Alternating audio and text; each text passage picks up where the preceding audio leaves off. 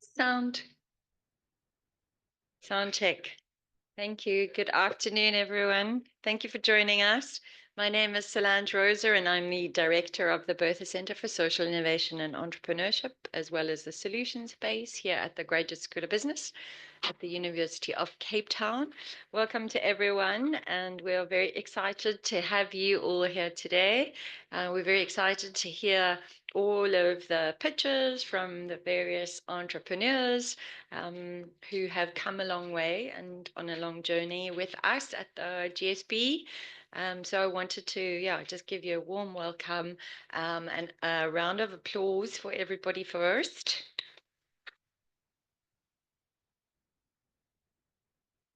So today you are all winners just by being here. And also just to say thank you to the team who have worked to get us to this point, both through the process of the training program as well as organizing this event today. So thank you to Vanessa and Globisa and Sadik, who is outside somewhere, and Siki, who is somewhere in the air. Thank you to the team. I won't be introducing the panel. I'm going to give a chance to Vanessa to do that. But just to say that we really are here at the GSB committed to supporting young entrepreneurs, early stage entrepreneurs to get to a place where you can fly. And we don't just focus on our MBA programs and PhD students. We really want to have as many people who are able to access our entrepreneurship training as possible, and then to support you all on your journey. So I hope you have a stimulating afternoon. I think we have some guests from overseas as well. So I hope you all enjoy, and I'll hand over to Vanessa. Thanks so much.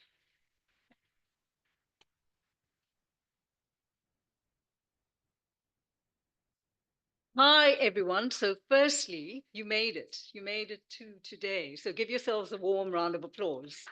It's actually been a long journey. I think we started 5 months ago with the 5-week program.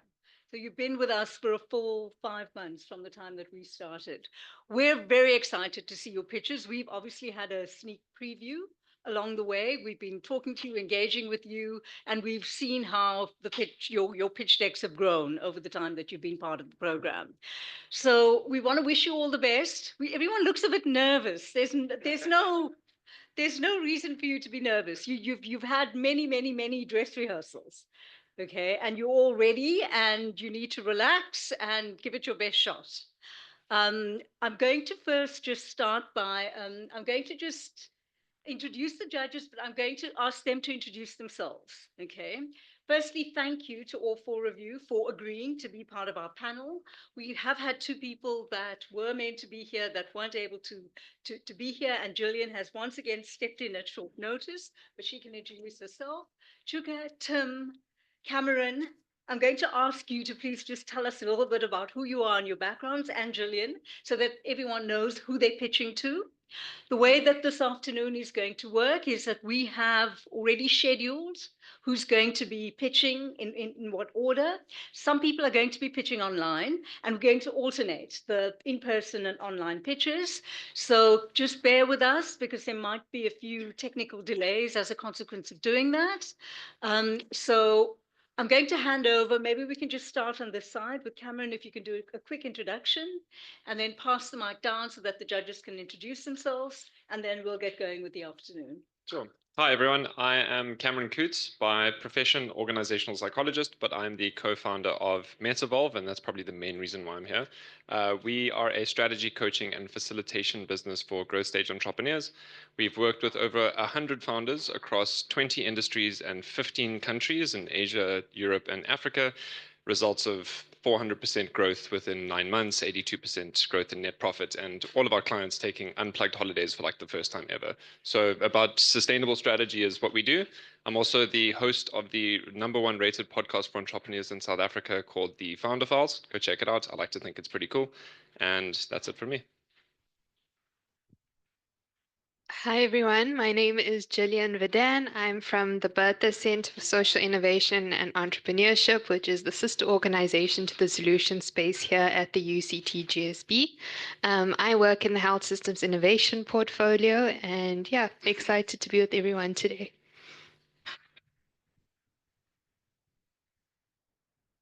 Okay, there we go. Hi, everyone. I'm Tim Thornton.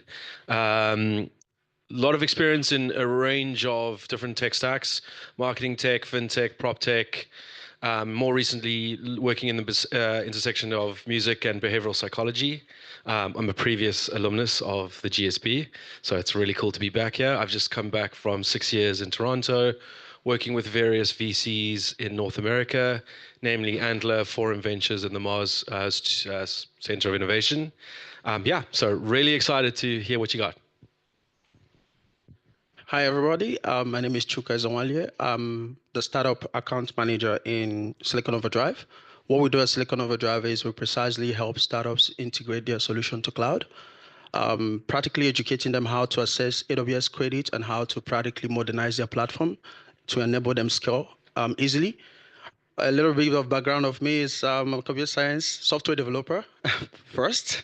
Then I'm also the CEO and founder of Brickos, which is a platform also that allows you to decentralize ownership of property. So allows you to have fractional ownership of property. And it also has secondary market as well, where you can actually illiquid your investment precisely. That's a little bit about me. Thank you. Well, thank you, everyone, for those introductions. I think that you will all agree that we have a really, really interesting and experienced panel in front of us. So it should be very fair.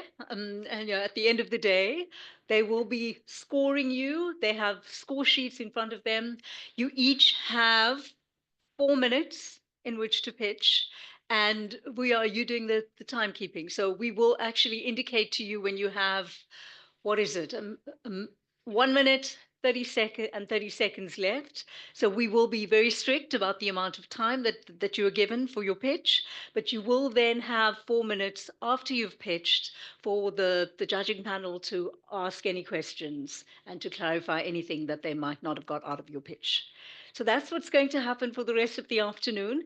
What we actually didn't do was to just point out that there are bathrooms outside if you just on this level. So if you just walk across, they're on the opposite side if you need to go. And then you all know how you got here. So the stairs are outside, winding down, but there's also a lift on the left-hand side. So we will get through the pitches in the next hour. I think that is the plan, or just over an hour. And then there will be some refreshments for everybody thereafter.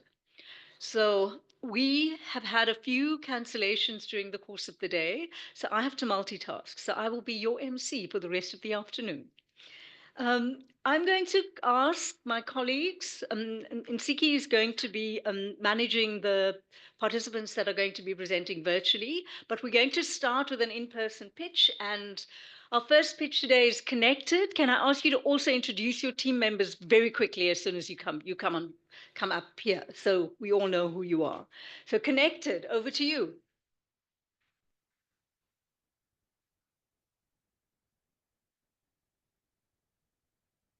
Good afternoon, everybody. Thank you so much. I'm Dylan. This is Scott, Kaya, and Steve from Connected.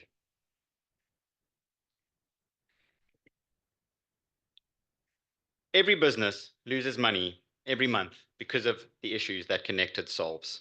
And I'm here today because I am an entrepreneur. At my very core, I believe in building things that are useful and creating value. I now try my best to run a global media agency and have challenges that many businesses have around the world. We started Connected to address and tackle some of these issues. My name is Dylan, and I have the great privilege of speaking on our behalf today. Sorry, folks. Connected, oh my word, I beg your pardon, team, should have practiced. Connected has been created to address a specific and universal need, connecting with employees. Thousands of small and medium-sized organizations across Africa struggle with disengaged employees, just like my own business. The impact of this poor performance is high employee turnover and loss of potential revenue. it is incredibly tough to get employees to authentically connect.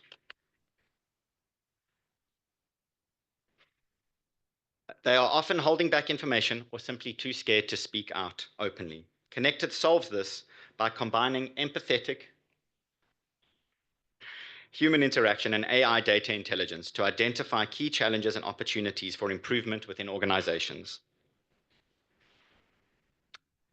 Connected's human front end empowers employees to speak openly about how they truly feel. It is what has been called a safe place by the people we have interviewed thus far. Our AI-powered back end then enables unbiased, detailed analysis that is completely employee-led. This approach provides actionable insights, addressing employee-related issues, optimizing performance, and offering ongoing support through tailored interventions. The personalized connected coach then guides and trains employees moving forward. We have already seen that interviewing staff and using AI to augment this data is a powerful way to engage with employees. Over time, we believe this model will generate industry-wide insights from anonymized aggregated data as well. It's been an interesting, fascinating, and exciting journey so far, everyone. Results from our initial customer testing show that human engagement is a key part of the solution, and that with the power of AI, we can deliver meaningful insights and interventions. We have spoken with over 20 founders and employees and have a full MVP test with one agency so far.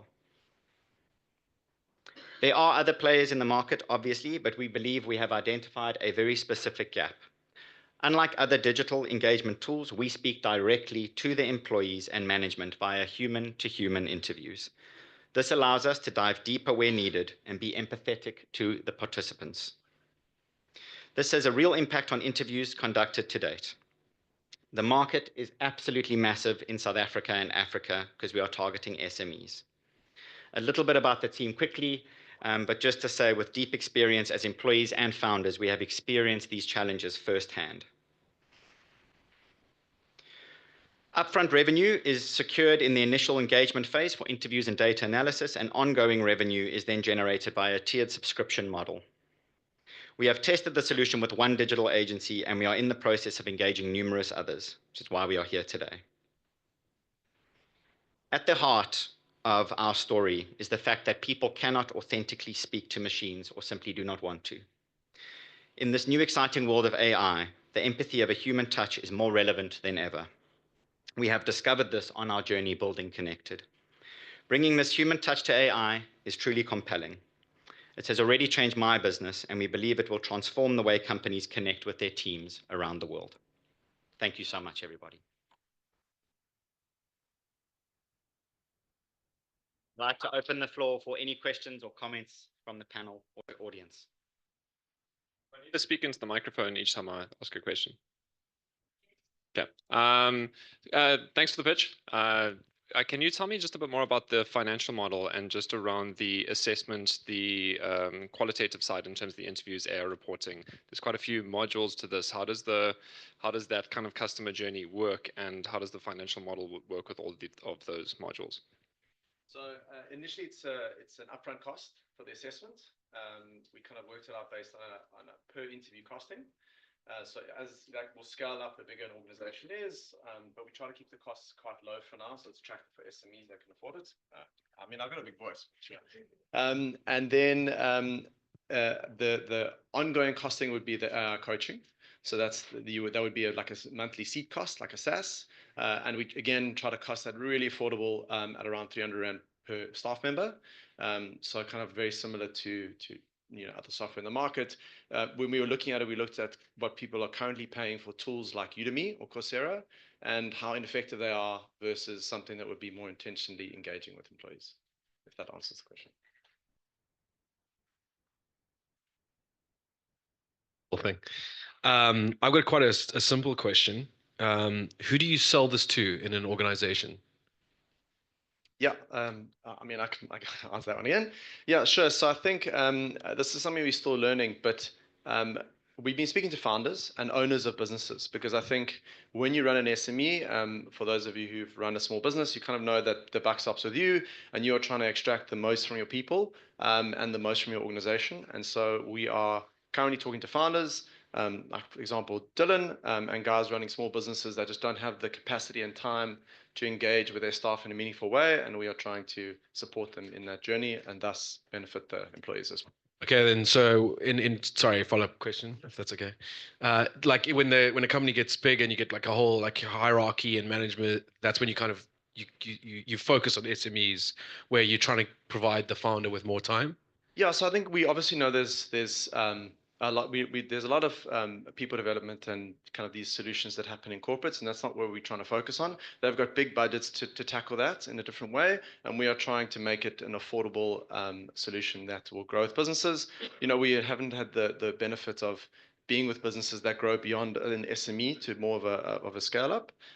So we'll have to tackle that when we get there. This is the honest truth. Yeah, I can just imagine managers fighting you off, going, no, you know, this is going to out me. One more question, if that's okay. So, like a bit of concern over scale. I mean, I'm in behavioral AI. It's very complex and difficult as well.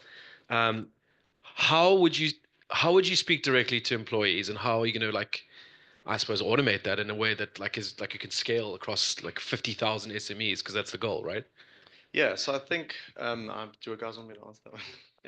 Yeah. So I think that is that's definitely one of the challenges we are going to face. But I think our vision at the moment is not to replace that human element.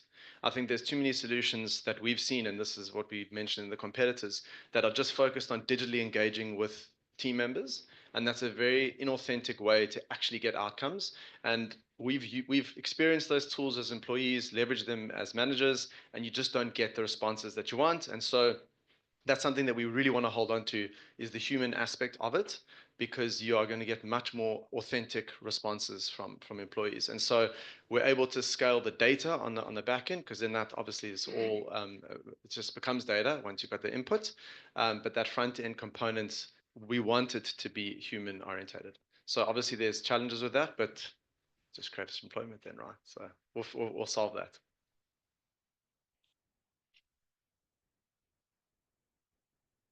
Sorry. Oh, good. Probably I didn't get it though. So what is your entry market? Is it SMEs in Africa or SMEs over the world? Starting with, hello. Our beachhead market's going to be digital marketing agencies. We already have an entry point there, so we're testing the solution there. Then moving on to SMEs broadly in South Africa, we've categorized business services as the kind of segment of SMEs in South Africa specifically, of which our obtainable markets around about 2,500, 3,000 SMEs locally in South Africa, and then that scales to a much bigger number across Africa. But specifically, we want tech-enabled companies in kind of business services and marketing as our focal point. Thank you. Much connected. Your time is now up. Thank you.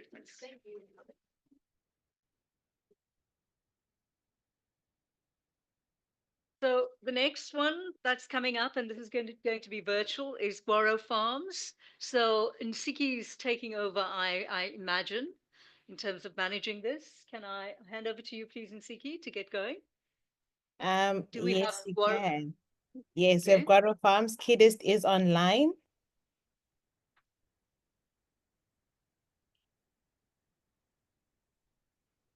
Kidist, over to you.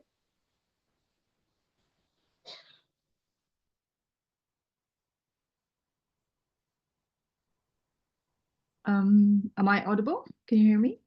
Yes. Great. Okay.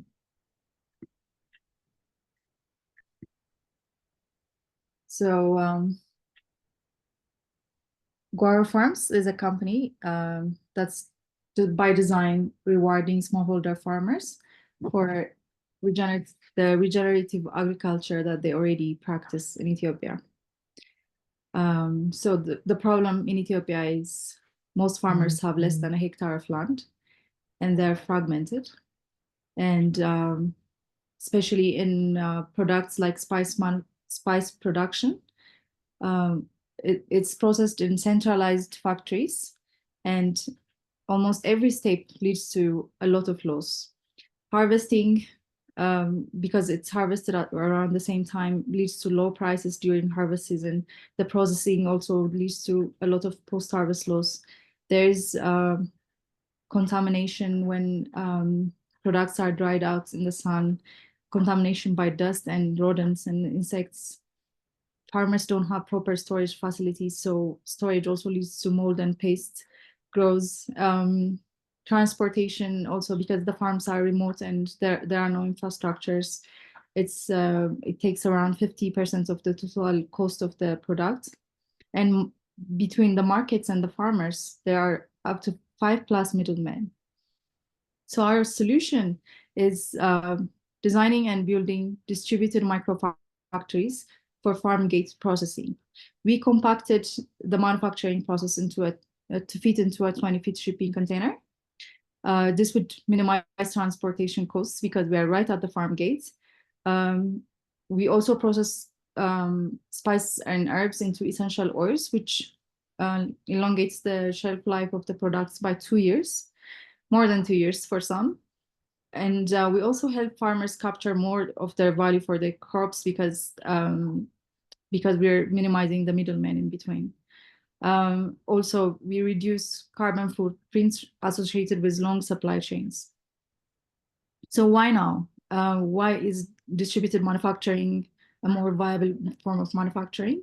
It's because we are living in the fourth industrial revolution, and there is a lot of software products that would help us outsource the majority of large factory processes.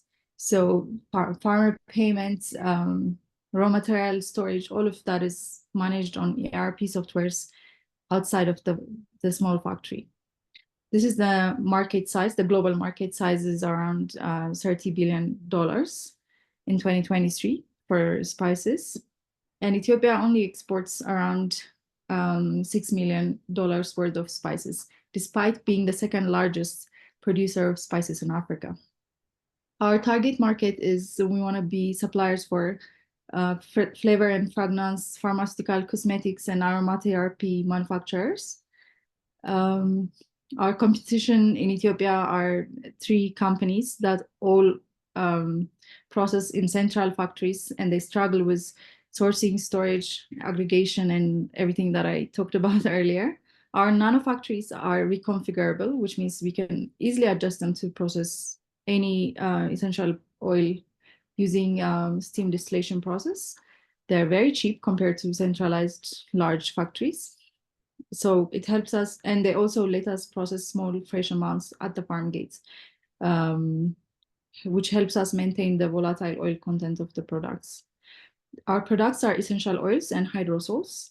Right now, we're producing 11 different types of them, but Ethiopia has 23 commercially traded culinary and aromatic herbs and around 800 medicinal herbs. So the opportunity is endless.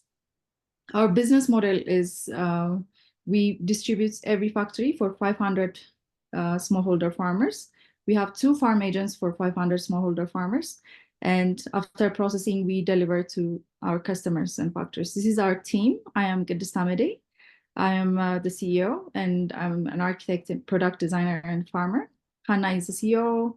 She's a chemical and process engineer. And Alula is helping us figure out the IT and ERP behind our factories. This is our revenue forecast.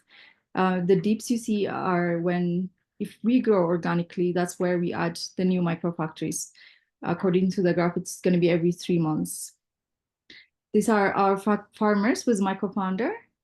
We have onboarded 1,800 smallholder farmers so far. Thank you.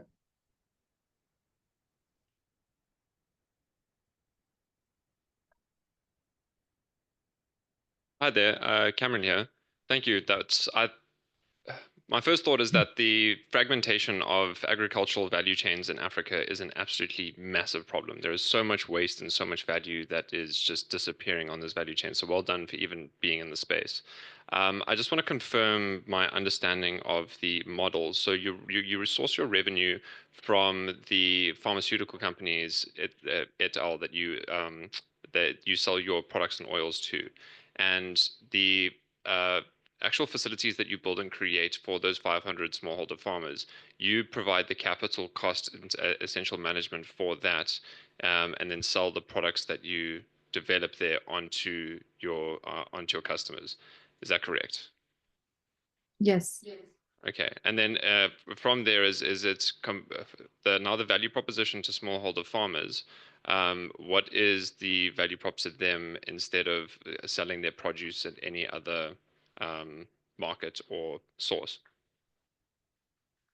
So our model can be used to process anything, but the reason why we focused on herbs and spices is because there's a lot of post-harvest loss in that sector, and they're produced especially smaller than their other commercial plants. Like they're not produced commercially. So the first mile, the value chain on the first mile is even worse than other agricultural products. So if we are not buying it, I think in one of my slides I didn't talk about it, but the post-harvest loss is around 40%. And then the transportation cost is around 50% of the finished product. So, and there are 5+ middlemen in between the farmer and the final market, because the production is so small and so fragmented. There are village traders who collect it and then sell it to a bigger village trader who then collects it and then sells it to the central market.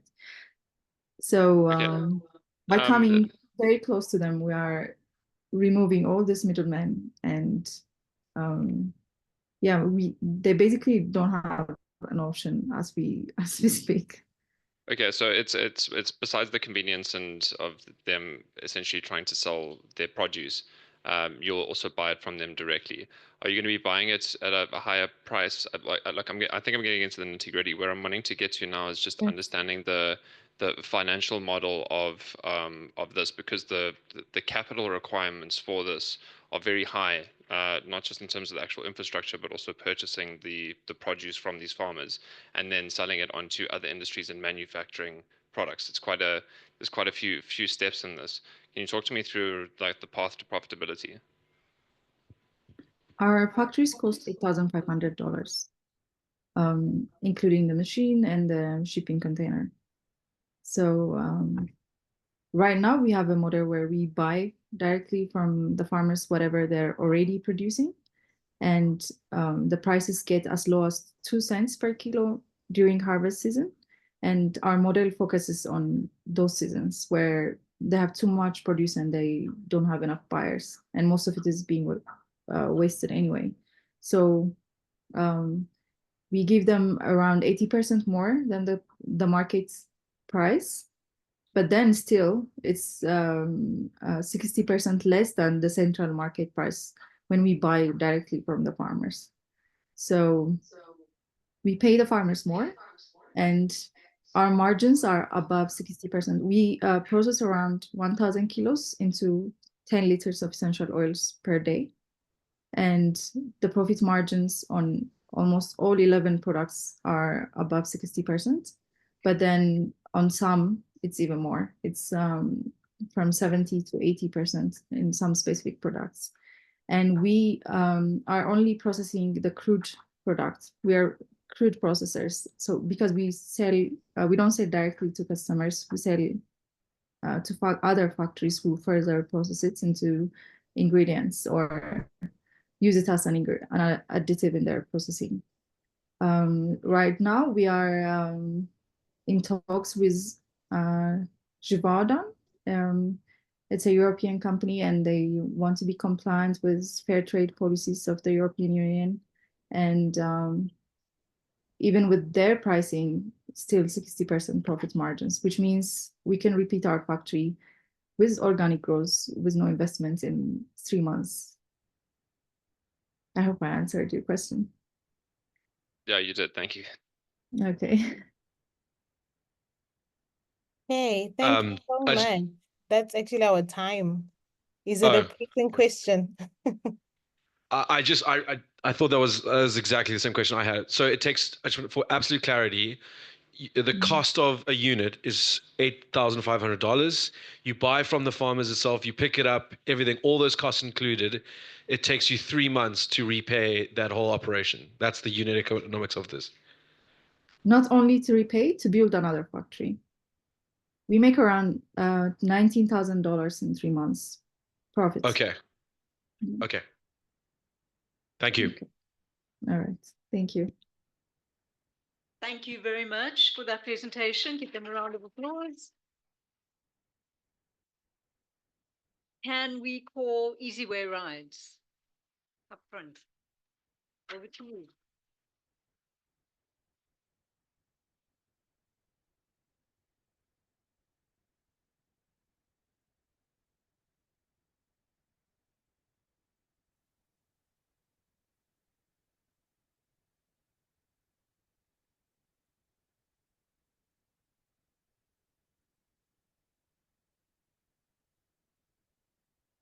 Good afternoon, everyone. My name is Sam. Growing up as a small boy, I made wire cars. So I could sell these wire cars to the folks who could come in our community. But interestingly enough, I could do some small deliveries from one place to another in our neighborhood. But that simple beginning, it actually ignited the entrepreneurial spirit in me in logistics. It was actually at that particular time that I discovered that I had a passion for logistics.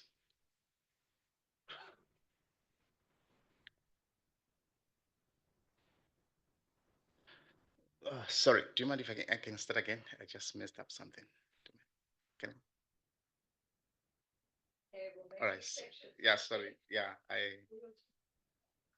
yes. All right. Sorry. All right. Okay. All right. Okay, thank you so much. As a young boy, I built wire cars, and I could sell these wire cars to some folks who could come in our community. But interestingly enough, we could do some small deliveries in our communities where we could actually move some small parcels from one place to another.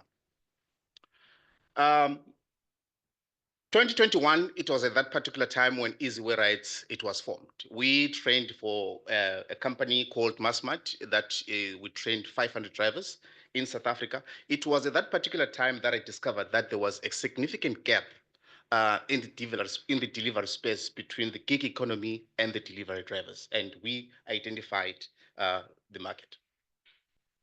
There's over 50,000 delivery drivers in South Africa right now as we speak. And from those 50,000 drivers, almost 40% of those delivery drivers, they're actually dependent on informal or peer-to-peer training. Obviously, that causes public safety. We look at accidents, poor customer service, but over and above the negative impact for businesses, but mostly the exploitation for the driver. But we do have a solution for this.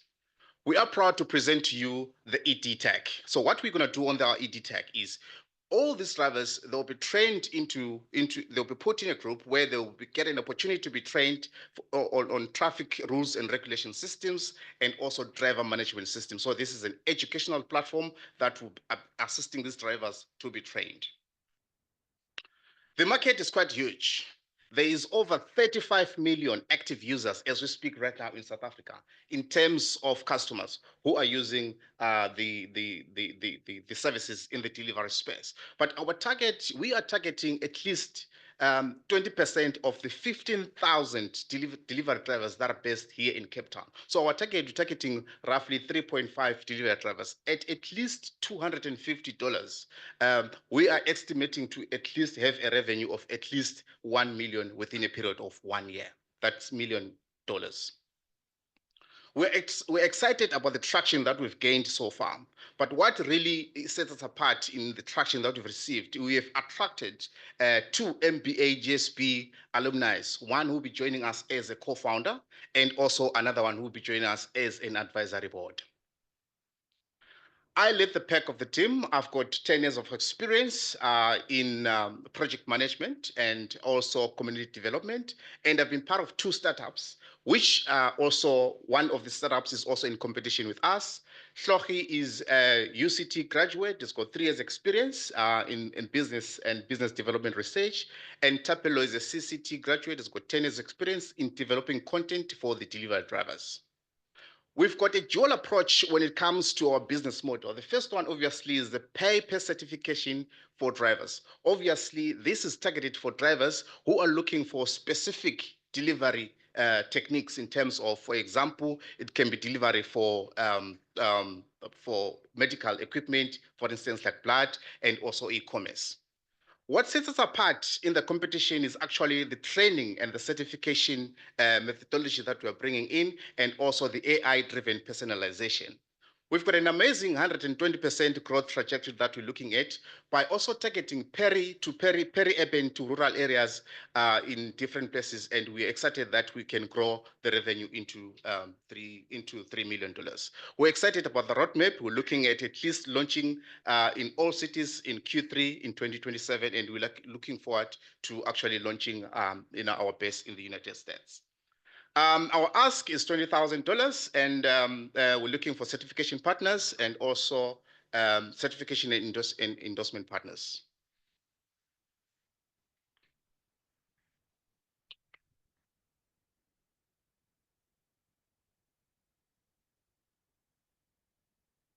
I ask every first question, so you can go first this time. Thank you, though. So my question is practically centered around just to have a bit of more context, right? What is the value of the certification that you're giving? What kind of recognition is it? So, I mean, Udemy gives certification of completion. What sort of certificate does yours carry? The value it carries? And the second one is in terms of educating drivers, right? The responsibility of drivers encompasses not just how do you practically do you have physical lessons given to them, or is it just virtual lessons practically? Because it goes beyond behavior and all whatnot. There's some mechanics around it. So just want to understand that. Okay, thank you for the question. So the value of the certification, we all that the delivery space is an informal space. So the value of the certification is to also limit in terms of the documentation, but not only that, in also making sure that there is less exploitation in the delivery space. But most importantly, we would want to make sure that delivery drivers are trained into specific delivery management system. For instance, the delivery of maybe medical equipment that requires a specialized delivery skill. Where in the market is there demand for training and certification? Because I'm wondering from the drivers themselves what the demand is for them to get the certification and training. And then follow-on question to that is what specific training and certification is of the highest demand? Okay, so the market is obviously, we have a severe shortage of delivery drivers as we speak right now. Because obviously with the growth of e-commerce and also urbanization, the growth is quite huge. The demand comes in terms of sorry, can you repeat the follow-up question? Yeah, the demand for training and certification, is this going to be coming from, especially in the gig economy, they're self-employed, but they obviously have a responsibility towards these organizations like Uber Eats, which I've got a whole nother question on too. But I'm just trying to understand where the demand in the market is for training and certification, because I'm imagining someone gets a bike license and the ability to drive a motorbike. After that, why do I need anything more in order to be an adequate delivery driver for the majority of deliveries happening through e-commerce? Okay, great. Almost run out of time there. So there is possible regulations that will be stepping into the country as we speak right now. Obviously, the Ministry of Transport appeared in the portfolio committee. So there will be stringent regulations that will be coming in that would require delivery drivers to at least exhibit some sort of certification in order for them to be in the industry. Because one, it's an informal market that, so we are trying to be ahead of times in terms of actually getting ahead of times, giving these guys some sort of certification. And then the follow-up question to that was what specific certification? So certification, so it's a dual approach. The first one is obviously the road rules and regulations. Obviously, there is over 60 to 70% of the drivers coming from other African countries. Obviously, the rules, the regulations, they are different from what we have here in South Africa. But not only that, the driver management system itself, I think, is something that is of great concern because we've had issues with For instance, one company that closed down because of the driver management system. I don't know if you know Bolt Foods. They closed the foods division. They are now moving into parcel. The reason why they closed because the service that the customers were receiving, it was actually shocking because of the driver management system. So that's where we're going to be tapping in. And then my next question is why you're looking at the likes of Uber Eats as competitors instead of channel partners? We look at Uber Eats because they also offer some form of training on their platform. So that's why we're looking at Uber Eats. As much as they do have their own platform, the food delivery platform, but there's also sort of training, but what would actually build in on top of what they're already offering. Thank you, everyone. That was your question. All right, thank you so much. We'll be moving on to Dorcas Africa. They'll be presenting online. So Abayomi, over to you.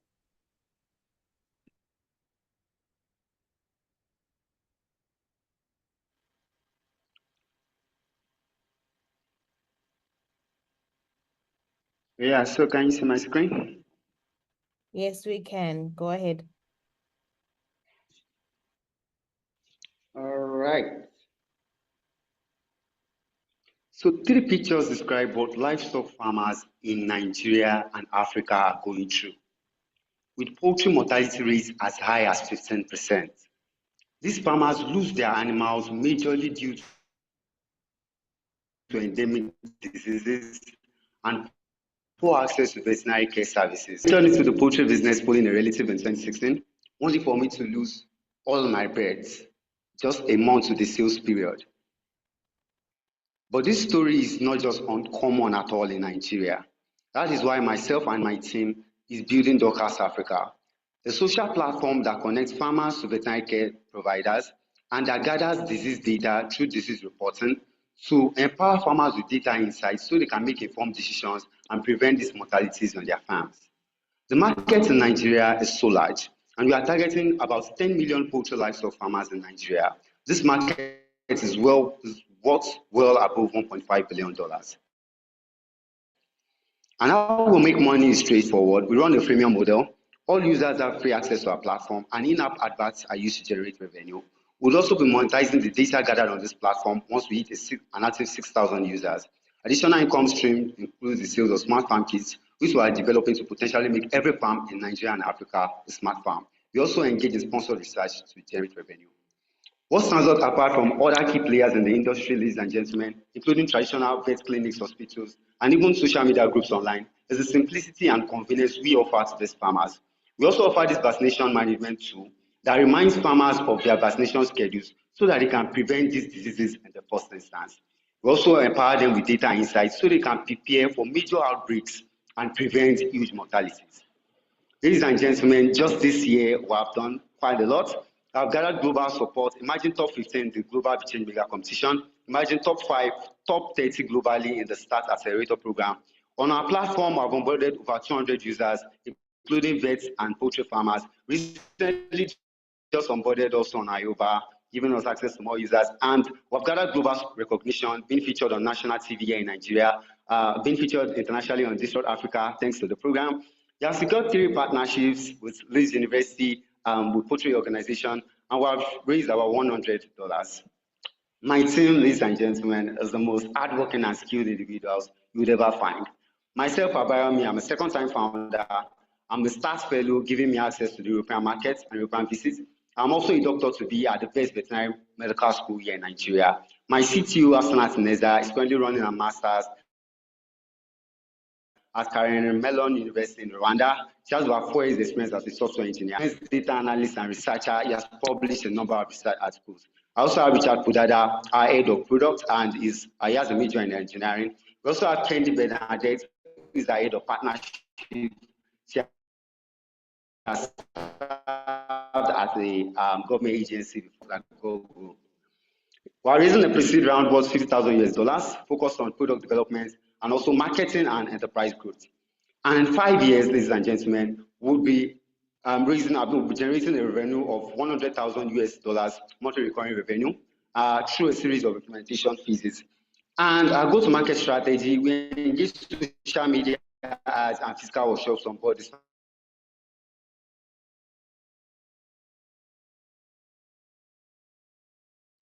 Abayomi, we've lost you there. Farmers. We leverage on radio and television broadcasting leaders. We also leverage so much on partnerships, government agencies, NGOs. Okay. Can you see me? Continue. Okay. My time is almost up. Yes, you have 10 So lastly, seconds. I just want to say that this problem, poverty cycles in Nigeria are currently looking for a solution like Dockers Africa to help them.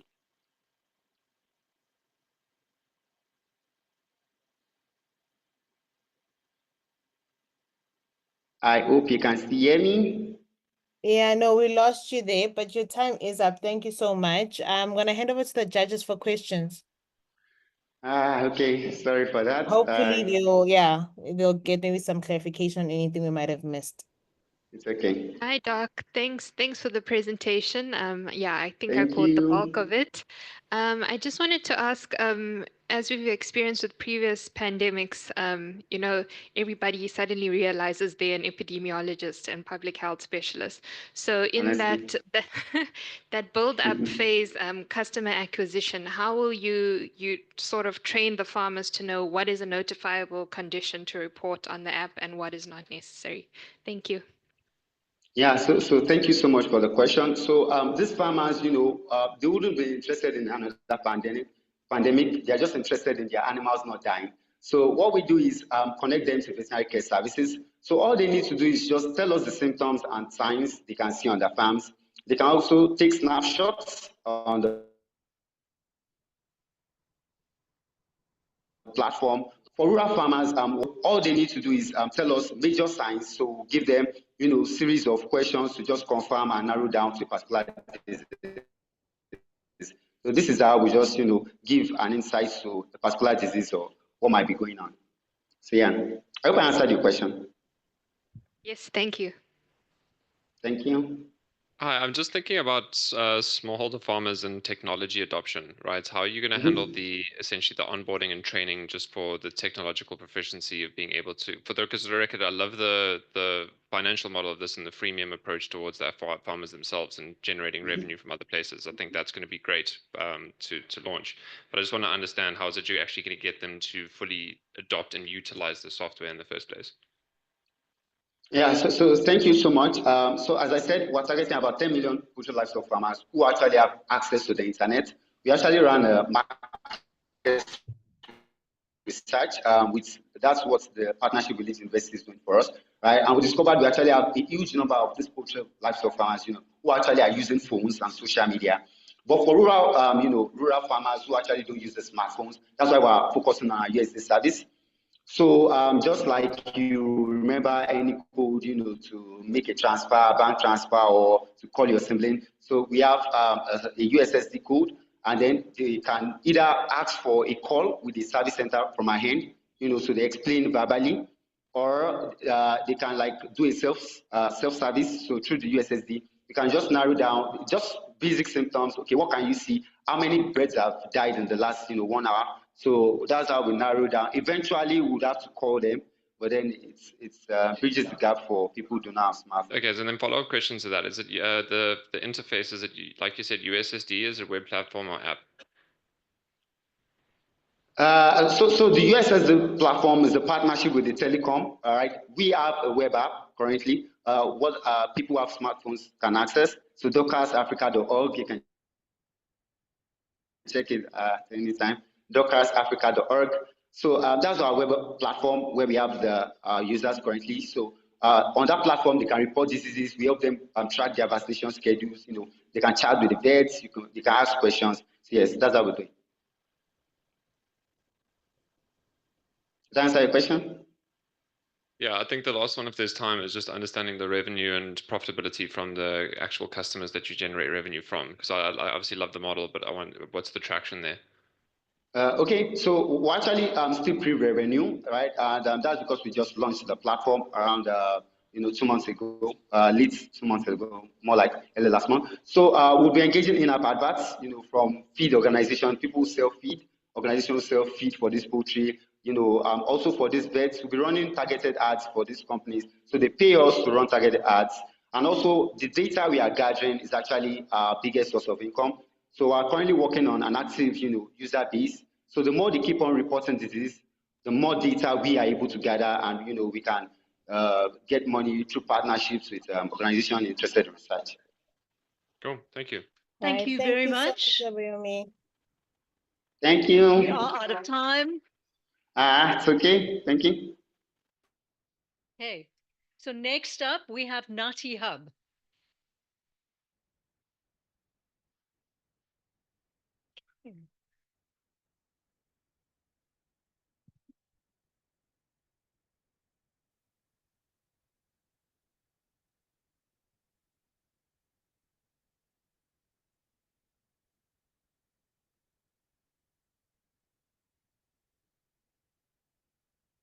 Don't book a place to stay without a good idea of what you can do when you're there. Wouldn't it be great if the place you booked also provided a comprehensive guide to all the best things to do in that area during your stay? Hi, I'm Daisy, the founder of Nati Hub, the National Arts and Tourism Information Hub. Nati Hub offers a white label What's On solution for hotels. With a simple website plugin, Nati Hub enables hotel websites to host up-to-date info on events, activities, and experience within that hotel's neighborhood. This is not only a huge help to guests, but it also boosts the area as a must-visit destination. As one hotel's marketing manager said to us, this idea has struck gold. South Africa last year hosted over 8 million domestic tourists plus 8 million international tourists, 40% up on the previous year. What are they looking for, and how can we build on that? According to research, tourists across the globe are seeking experiences over products and prioritizing their spending on unique and exciting activities. These experience seekers stay twice as long and spend almost 3 times more than the average tourist. Adventure tourism really is the new gold. There are over 17,000 hotels and guest houses in South Africa. How do we help them to tap into this gold? Nati Hub is a project from 2 of South Africa's most established What's On sites, What's On in Cape Town and What's On in Joburg. While these sites cover provinces, Nati Hub is designed to offer tailored coverage. Back in 2006, I was an independent concierge, faxing lists of things to do to my clients in various guest houses. This service grew into what'sonincapetown.com, to which many guest house websites linked. I've since been joined by Ben, who's built up a fabulous marketing network across South Africa, and Obrina, who is a leader in audience development, while Dominique is the ultimate tech wrangler. But back to our traveler, how is she currently finding information? What's On in Cape Town? Great, but it's actually too big for the average traveler's needs. Local tourism sites are just a bit clunky. Hotels could take a lead from Airbnb, which links its guests with host-led experiences in the area, and this is exactly what Nati Hub can do for hotels. Updated daily, it sends information to hotel websites with a curated selection of host-led experiences and more in their area. Originally funded by a grant from the National Arts Council, Nati Hub has been extensively tested and honed on What's On in Cape Town and What's On in Joburg. We've run surveys with guest houses to establish interest, and we're now setting up a trial with the Robertson Tourism Bureau. We'll then hone what we've learned and apply it to other tourism hubs across the Western Cape, South Africa, and beyond. Income is based on a monthly license subscription with basic, standard, and premium packages, leveraging the promo we can offer on our other sites. Our expenses are $45,000 a year. At an average of $30 per month for a subscription, we'll break even at 150 members. We can reach this target in just over a year. It's cost us $30,000 so far to build and hone Nati Hub. We're looking for an investment of $25,000 that will enable us to rebuild the user interface and cover a CRM team for a year. Other costs will be covered by What's On in Cape Town. We've only focused on guest houses today, but this is not the only market for Nati Hub. Because of the way the information is sliced, both by geography and by topic, Nati Hub's What's On pages can be used for multiple other sites, from radio stations to parenting sites to food and drink blogs, within South Africa and beyond. Thank you for your time.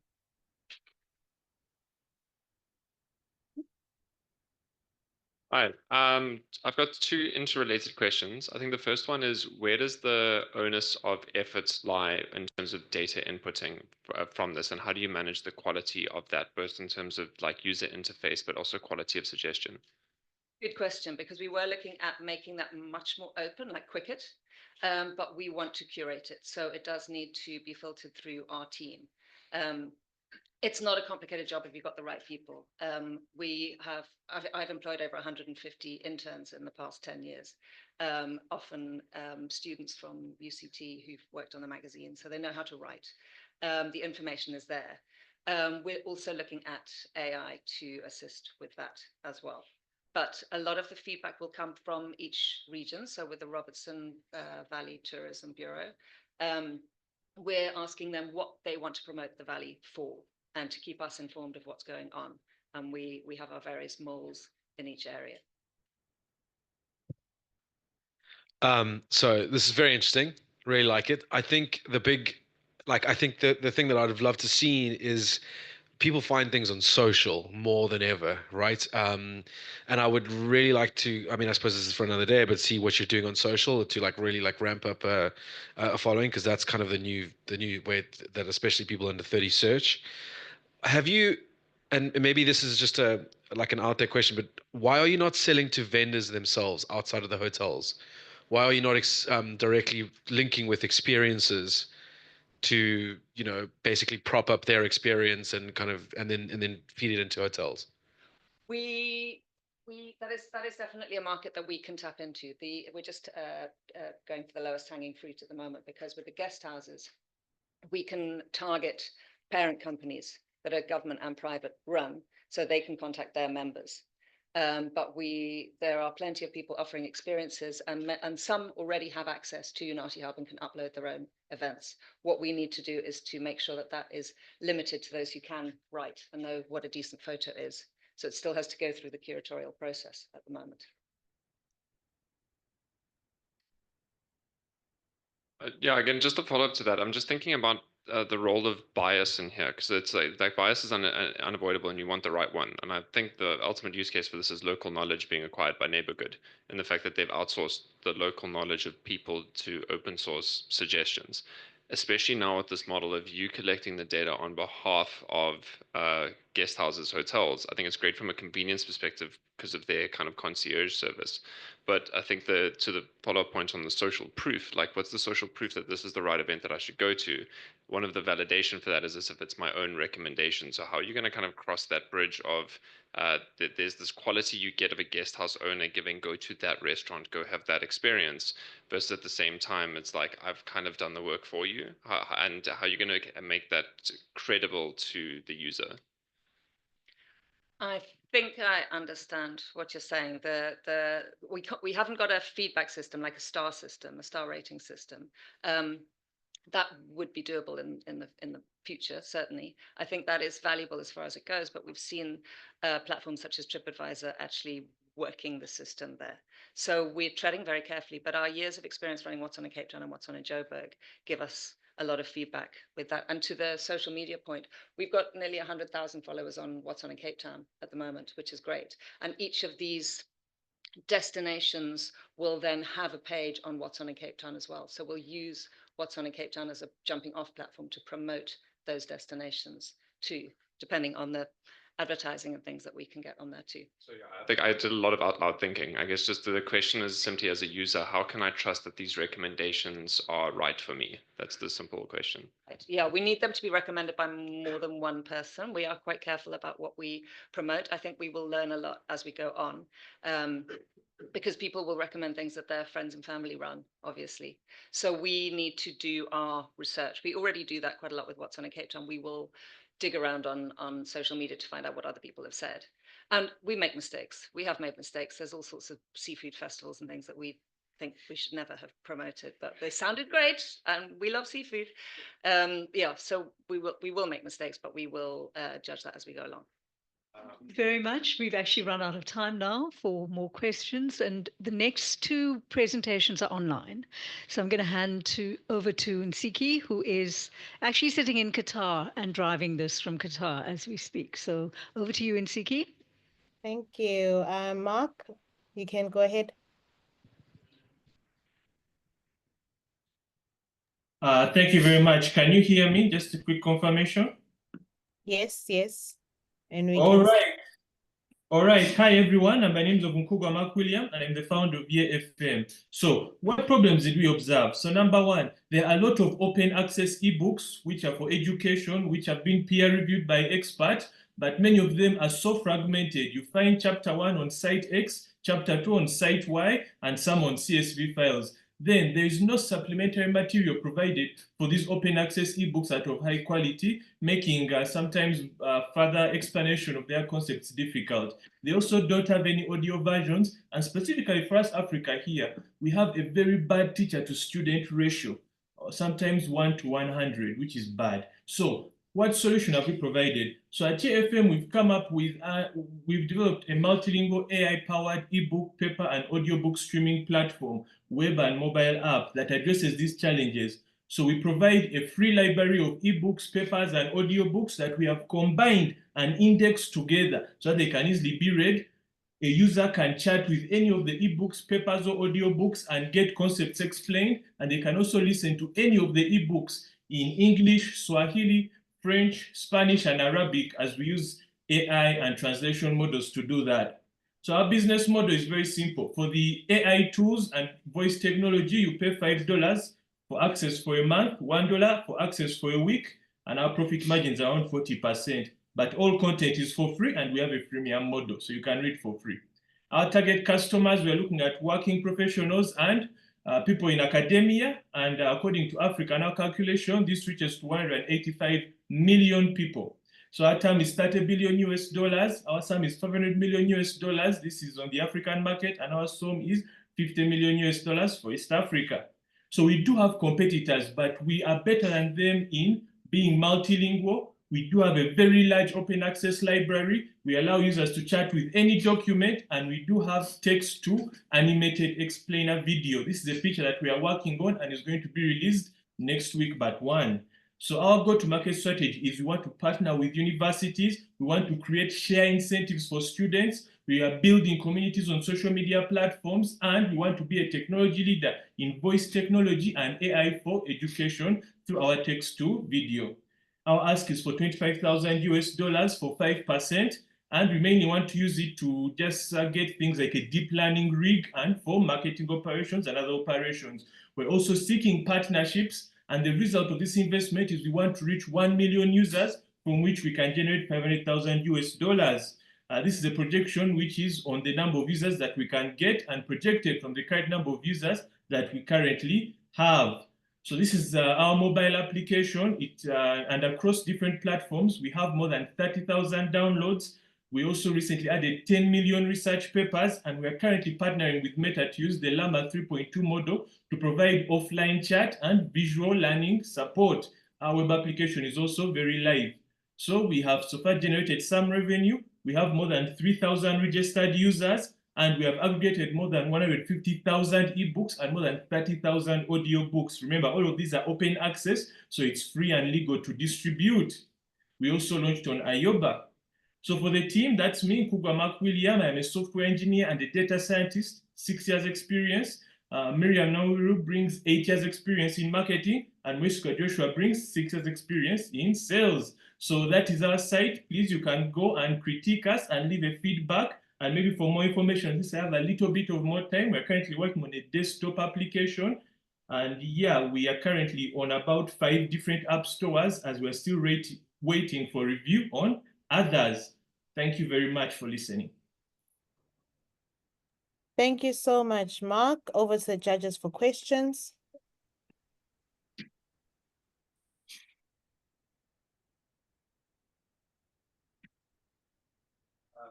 So I think you actually answered one of the questions, the major question I had at the end, and I think this is fantastic, and please continue. Open access to education is the future. But my concern is over licensing. How legal is this? And also my other question is how motable is this? I see a lot of people in AI, a big one is Shepherd.study, for example, that can look at like YouTube videos and basically decode all of them and kind of map them out to studyable texts. So yeah, legal and then motable. Thanks. All right, thank you very much for that question. So please take note of the term open access. Open access is specific literature that is free to distribute, modify, and to do anything else that you want. This is clearly why I specified open access. It is a term that you can search, and it is only free. It is free to distribute. But the reason why it has a difficulty is because of it's fragmented. So people put them on repositories, and many times it is scattered and very difficult to access. According to our metrics, it can take you 3 days to get a whole book if it is open access, as you'll jump from site to site looking for chapter to chapter. So we've written complex code that really scrapes these sites. They also gave us CSV files to scrape them more, and we've managed to combine the books to form complete books. So it is very legal. For a moat, our focus on being multilingual and text to video, I think does somehow give us a moat, as I don't think that there are many places where you can listen to an English book completely in Swahili in a human-like voice. I am not so sure if it exists. I've tried to search. We're also trying to build more of a moat by focusing on African languages such as Rwandese French and in Egyptian Arabic that we have already added. Also, the text to video animated explainer video is something that I have not yet really seen, and the way we are doing it, it will be quite impressive. I hope you can check it out next week, but one. And also our partnership with Llama, whereas may not necessarily give us a moat, but the ability to have offline chat and also visual learning may at least differentiate us from within our region. I hope I've answered your question. Thank you very much. Yeah, thanks for that. I'm wanting to understand. One thing that I love is just the fact that this is multimodal, multilingual. The different learning styles and the fact that it's reading and auditory at the same time is fantastic. I just want to understand what your substitutes are for the users themselves, and why they should use this platform instead of any of their substitutes. Now, that's a very good question. And we actually currently got feedback from about 800 of our users. And the reason that they gave us to such a question was simply the fact that they could just listen to things like papers and those ebooks, as there are not really any places where that is located. For example, one of the popular books is called Customer Insights, and about 200 people tend to listen to it every month. And their feedback was there's just nowhere else where they would have listened it to specifically in Egyptian Arabic. We also do have a lot of fans from Ireland, and the specific reason that they give is just the fact that a lot of this content would have been very difficult to find together. So really what we are replacing is, I think, the open access repositories, as if you just try to search for any book in completion. As I said, on average, it could take you 3 days. But for us, we've already done the hard work for you. I hope I've explained. Also, the fact that you can chat with them, because many people do like the chat, since we've already put all the text in a vector database. So the chat is quite quicker. Yes. Okay. And final question from my side, just the financial model. One thing that took me by surprise is that it's $1 per week, but then $5 per month. Can you just explain the logic of that for me? Because it would be cheaper for me as a user to do this weekly than it would be monthly. Well, that depends, because on average, this was the logic. Of course, we're always changing, and we're always looking for feedback.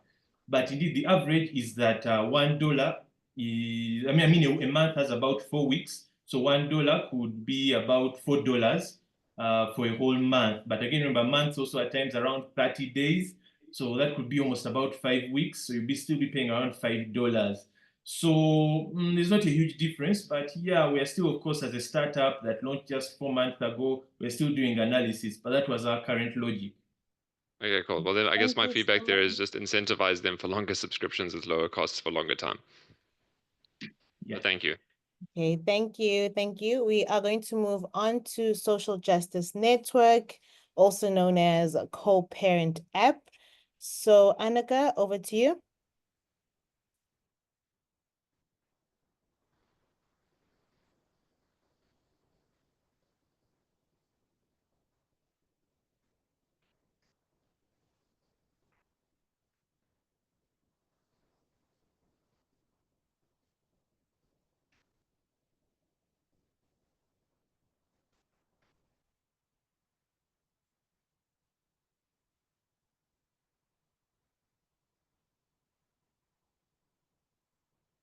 Good afternoon, everyone. My name is Annika Gravenstein, and I'm the co-founder of Social Justice Network and also its foundation.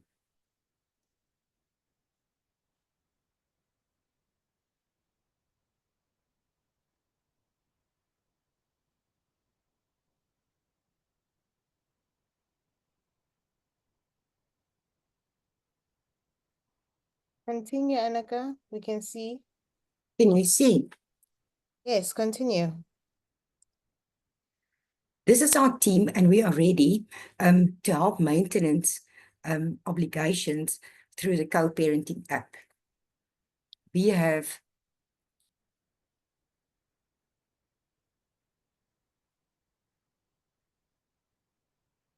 We've started this process in 2006, and we realized that there's a critical gap when it comes to maintenance obligations that's not been shared with.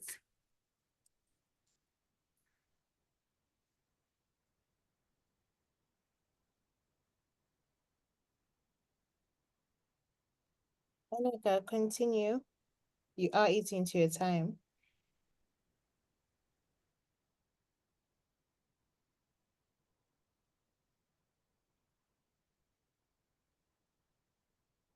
So what we found is that once legislation was enacted in 2015, that we can actually assist parents with listing maintenance obligations with credit bureaus, as it's currently not being taken into account.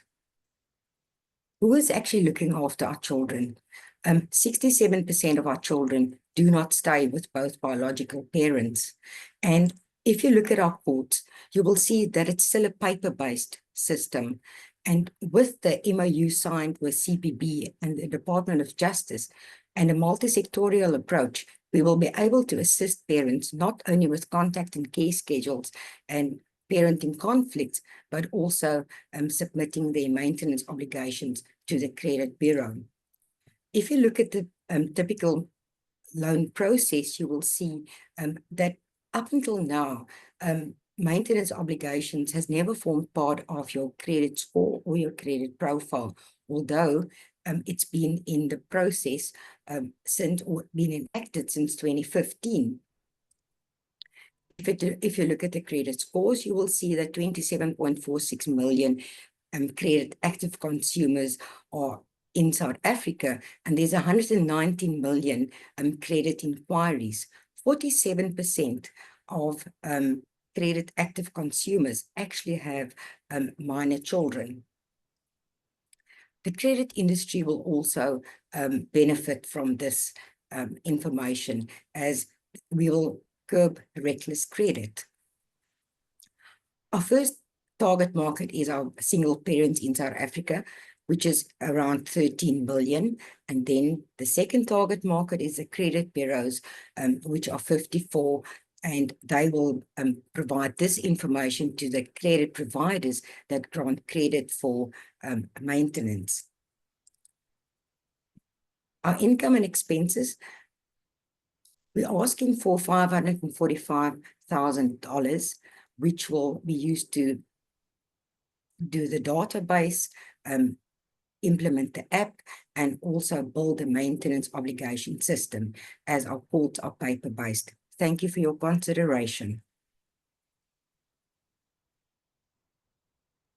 Thank you, Annika. You can switch Hi, on Annika. your camera for questions. Thank you for the pitch. I like the scalability of this from a data perspective with credit bureaus and institutions. What I'm just trying to understand is the user themselves as the parent. Why do they need this? Single parents struggle a lot with stress, isolation, access to legal support, contact and care arrangements between parents. 47% of our children in South Africa do not stay with both biological parents. Okay, and what I think there was either breaking up or moving around, but what does the app actually do? So, like, what do they get? if I may, Annika? Yes, please do. I'm Lucian. I'm one of the designers and the architect on the system. So the app actually connects parents that are in a conflict relationship. Okay. So it looks at making the communication between them amicable. So we use AI to do sentiment analysis on the chats, and we also plan the calendars for the events as well as the who stays where and who does what, and then also track the expenses of the child. So your general contention, the issues that cause contention between couples that are estranged, the app addresses a denatured way of communicating those. But then in the event of a disconnect between partners, it also allows for a mediator to step in and assist in me or in a video conference or in person. And thus you've got this ecosystem that allows for mediators and their patient and their I wouldn't want to call them patients, but their counselees to be in the same environment. Then what we do further on the maintenance management portal, we extend that to single parents that need assistance. So under the court, there's many forms of exploring relief. And Sorry, Lucian, the for your challenge own sake, I'm is, just going to interrupt you because of your time. And yeah, thank you, got your answer. I didn't mean to be rude. I'm just conscious of your time. I just want to understand from no, a no, traction good. perspective, the number of users that you have, but then also in terms of your channel and route to market, how you're going to keep acquiring users and customers. So what we've done is we've just entered into a memorandum of understanding with the Department of Justice, where we'd be listing our maintenance order our enforcement orders on the platform as well as maintenance, so that would be listed through a credit bureau, first for families that we've created, and then feed that into one of the top 5 credit bureaus for affordability calculations. In every instance where that information is shared, there's a revenue share that comes back to us. So, Annika, you've got the stats on how big that generation of records are. But at the moment, we're transferring somewhere between 54,000 and 110,000 records from DOJ into the platform, and then administering that and then listing that. So with each credit application for that, there's a kickback that we get from that. That's our only source of revenue on the app, along with mediation consultations. But Annika's got the stats on the size of the audience and the prospective market for the event for the app. That's Thank you perfect. so Thank you. much. The time is up, unfortunately. We have to move on. So we'll be moving on to Hoptics. They are also presenting online.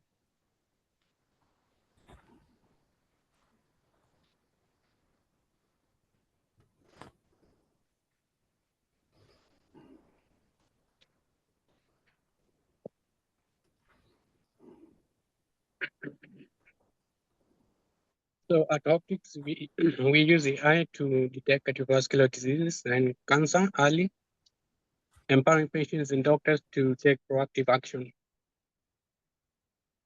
Healthcare is reactive, leading to late diagnosis, especially in underserved areas.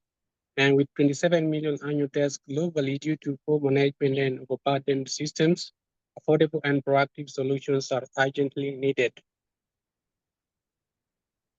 So we provide an accessible and affordable diagnostic tools for early detection in underserved regions. And with our remote diagnostic tools, reduces the risk of clinic visits and eases the strain on overburdened healthcare systems. So since March 2023, we validated our concept with the African Impact Initiative program, piloted our solution by November 2023, joined the University of Toronto's Fair Innovation Hub in January 2024 and secured 2 partners and formed an advisory board by March 2024. So we aim to launch in Q2 of 2025 and onboard at least 20 hospitals and clinics. Our platform includes a web-based healthcare hub and a mobile app to track health metrics.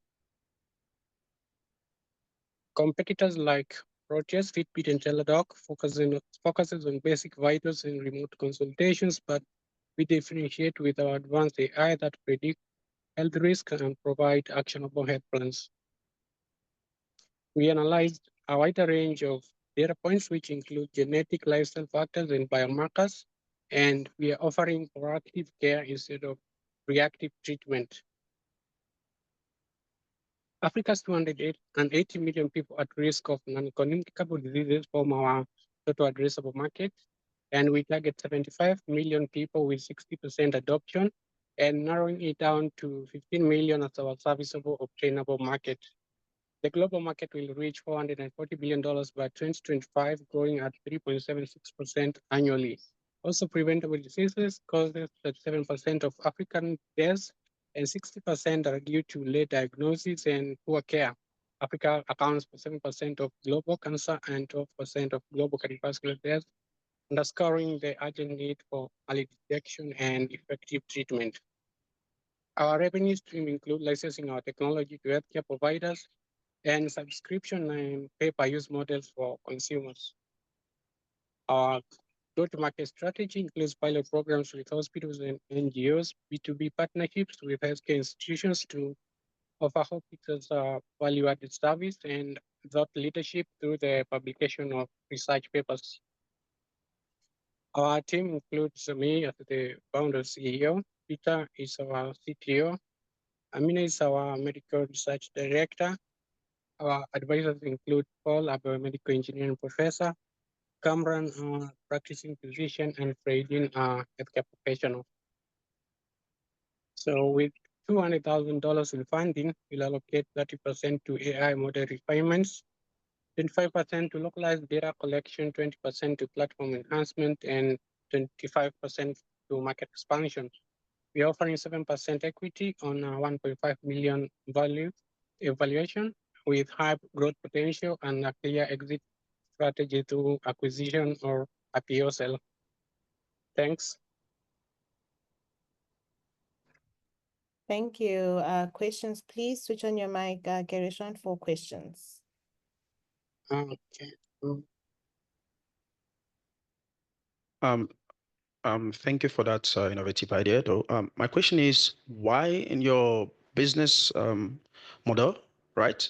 Why did you include the on-demand pricing? You know, because I mean, it's collection of information. So if you do on-demand, what happens? They open an account, they close it, or how does that work? Okay, so it's called pay-per-use model, and it's for individuals who require intermittent monitoring. So for instance, someone who gets tested once every 2 months, also patients will pay $3 to $5 per test. Also, the second model is subscription model. So this is for individuals who require proactive monitoring, and individuals will pay $10 to $12 per month to access our mobile app and stay connected with their health metrics. Also, small clinics will pay $300 and large hospitals will pay $600 per month. And with this, they'll be able to conduct unlimited medical tests on patients and generate medical reports while using our web app. Also, we have a product licensing. So this is a long-term agreement with healthcare providers. More clinics will pay $400, while large hospitals will pay $750 per month. So with this, they'll get a software program that runs on their computers. This software will also allow them to personalize the interface by adjusting the UI colors and adding their logo and more. And it works offline, so this will eliminate the need for internet connectivity, and they'll be able to generate unlimited medical reports. Yeah. Okay, so my question, we all know the story of Elizabeth Holmes and Theranos. How do you mitigate the risks of misdiagnosis? Okay, so our AI is trained on various amounts of data. So to mitigate the risk of misdiagnosis, we have secondary tests. So this is where the doctors come in to verify the results that the AI has outputted. Yeah. So secondary tests mitigates these risks, but our AI scored an F1 score of 0.9, which means it's ideal for most cases. Yeah. Can I get into the competitive landscape quickly? Because my assumption is that FSPs and insurers would be investing so much money into understanding ways to more accurately and quickly and a distributed way be able to diagnose cancer, which is one of the most expensive treatments that you can get in the healthcare space. So I just want to know what is your competitive landscape substitutes? Where does this kind of sit there? Because I imagine that I'd be very surprised if insurers aren't spending a lot of effort and money on this solution already. So for us, we analyze the wide range of data points, like I said.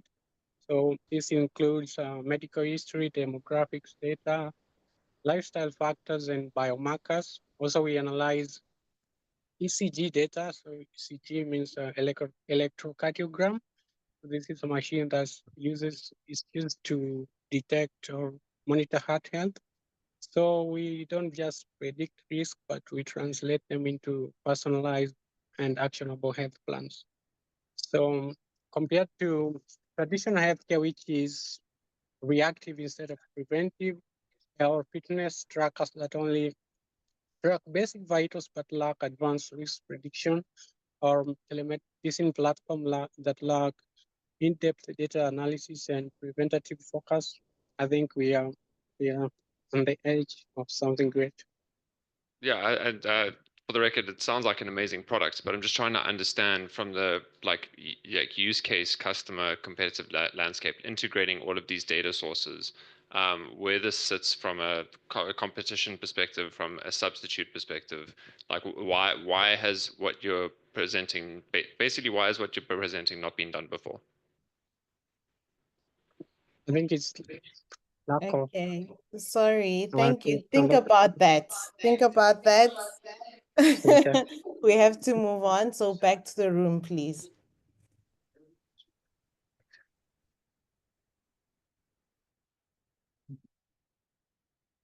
Hey, thank you very much. We've had 3 virtual pitches, and now we're actually going to go to a few in-person pitches. So Tetify, are you here?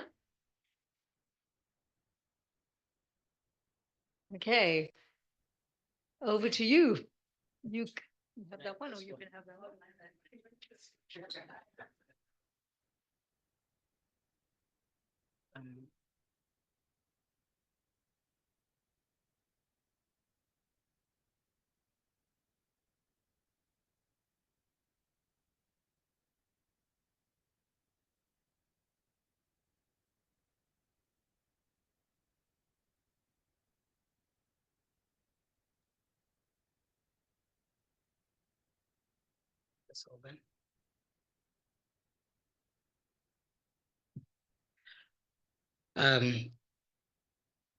Did you know that in South Africa, there are 3.3 million informal businesses, but less than 1% have access to finance? This is a massive gap that leaves millions of entrepreneurs financially excluded. Good day, ladies and gentlemen. My name is Roman Kula, the founder of Tetafy. And today, I'll introduce you to a solution that can transform this reality. So in 2022, we started helping an informal business from Ekhayelitsha. This business had been trading for 5 years, and yet they were still struggling to secure funding due to lack of financial records and credibility.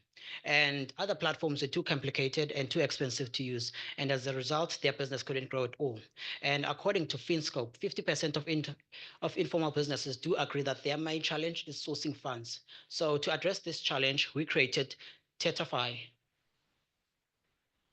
Tetafy is an AI financial management platform tailored for informal businesses, startups, and entrepreneurs, where they can manage their daily transactions through a conversation on WhatsApp, and also set goals, and as well as get access to funding such as loans and buy now and pay later options.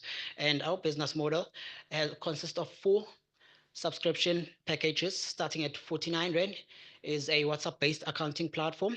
And for 99 Rand, they can connect to lenders for loans and buy now and pay later options. And for 349 is a basic ERP platform for businesses who want to streamline their operations. We do have also a enterprise package for NGOs that want to track their beneficiaries. Okay, and the market opportunity is massive. The accounting software market is currently valued at 15.3 billion US dollars, growing at 11.8% per annum.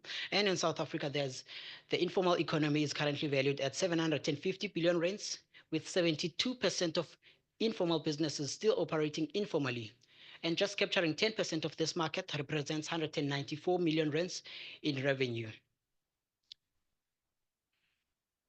And the competitive landscape is that at this point in time, we are currently the only platform that has a WhatsApp integration that focuses on connecting informal businesses to lenders.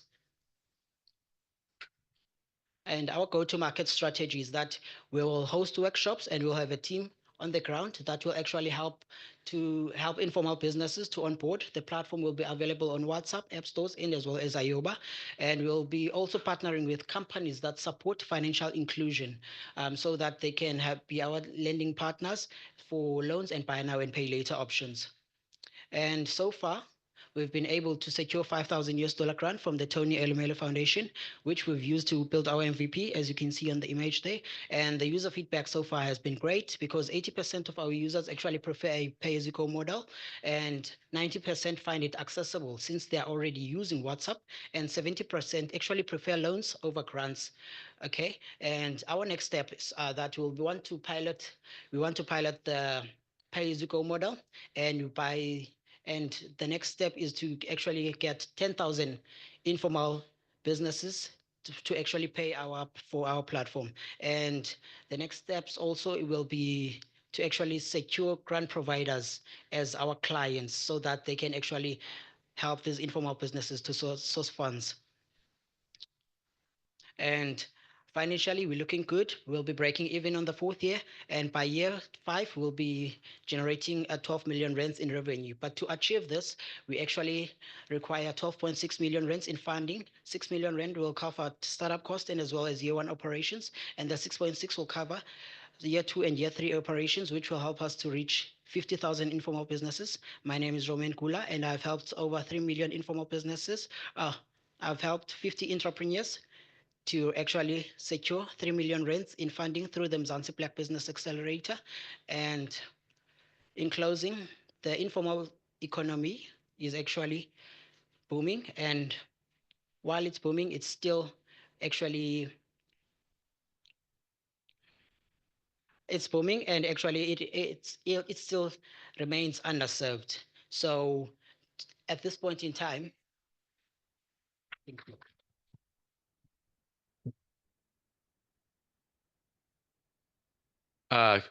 Amazing. Definitely big need for this.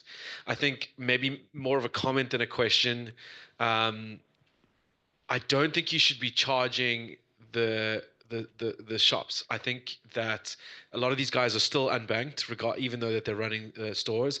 I think the interesting play here is data on how their shops are operating, and giving them access to credit, and basically charging credits. You can make money from charging credit suppliers for finding these guys, right? It's a way to kind of create security around these people and support their businesses going forward, because I suppose a lot of their problems are in capital and buying stock. So maybe just a comment, but amazing. Please keep going. thank you very much. So great idea from Tim there. I was curious about your competitors, because there's a huge opportunity here and a massive need, not just in Africa, but like the global south/emerging markets. Why are you not comparing yourselves to Yoko and Ikorka? Okay, that's a good one. I'm positioning myself more as an accounting platform rather than a payment gateway. Yeah. Point of sale. Yeah. Yeah. So on that, how is it that you've been able to get your users onto an accounting software in the first place if they've usually been an off the books kind of market? I will educate them. And your traction on that so far? We've just built our MVP. So Yeah. far, I've engaged with 30 entrepreneurs, and that's where the data that we've actually showcased right now comes from, actually. Okay, and then on the point of the lenders, if I'm looking at things like Merchant Capital or Lula Lend, there's a lot of these businesses that are really starting to explode in the small loan space. In terms of their access to markets and that kind of interface of accessing creditors and getting that data, have you looked at what they're doing and how that might compete with what it is that your solution is? I haven't dived deeper into that one, but I will be looking into that. Okay. There's a lot of opportunity. My main recommendation is to look at what Ikwaka and Yoko are doing in terms of getting them adopting them into technology on the one side, and then looking at Merchant Capital and Lula Lend in terms of how they're accessing this market to give them loans. Whatever they're doing there, there'll be a lot of learnings. Thank you very much.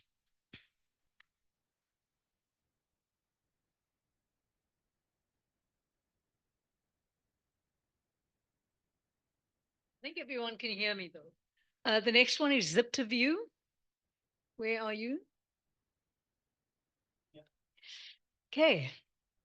Would you like this mic or the other one? I don't know. Okay. You can drive from the podium.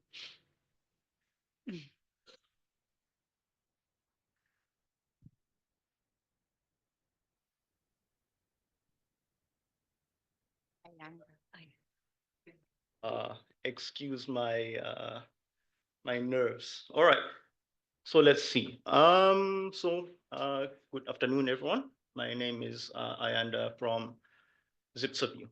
So 2022, we were visiting myself and my partner a tech leadership meetup held at Pitch Payments, where I was fortunate enough to sit on a table with Rob, who is the director of architecture at Pitch Payments, where he posed. Sorry. All right. And how do I go next? Just right button. Great. Where he posed, I can see it here also, where he posed a question that would change our trajectory, difficult word. He asked, how do you build a strong development team? He then shared staggering statistics. He mentioned that for each engineer or developer that they hire, they interview 60 candidates on average. So that's 60 hours spent, up to 30,000 rand spent per hire, and that is mostly on unfit or non-fitting or not the candidates you're going to end up hiring. And that's a lot of money. That's a lot of money, a lot of time that you could be billing.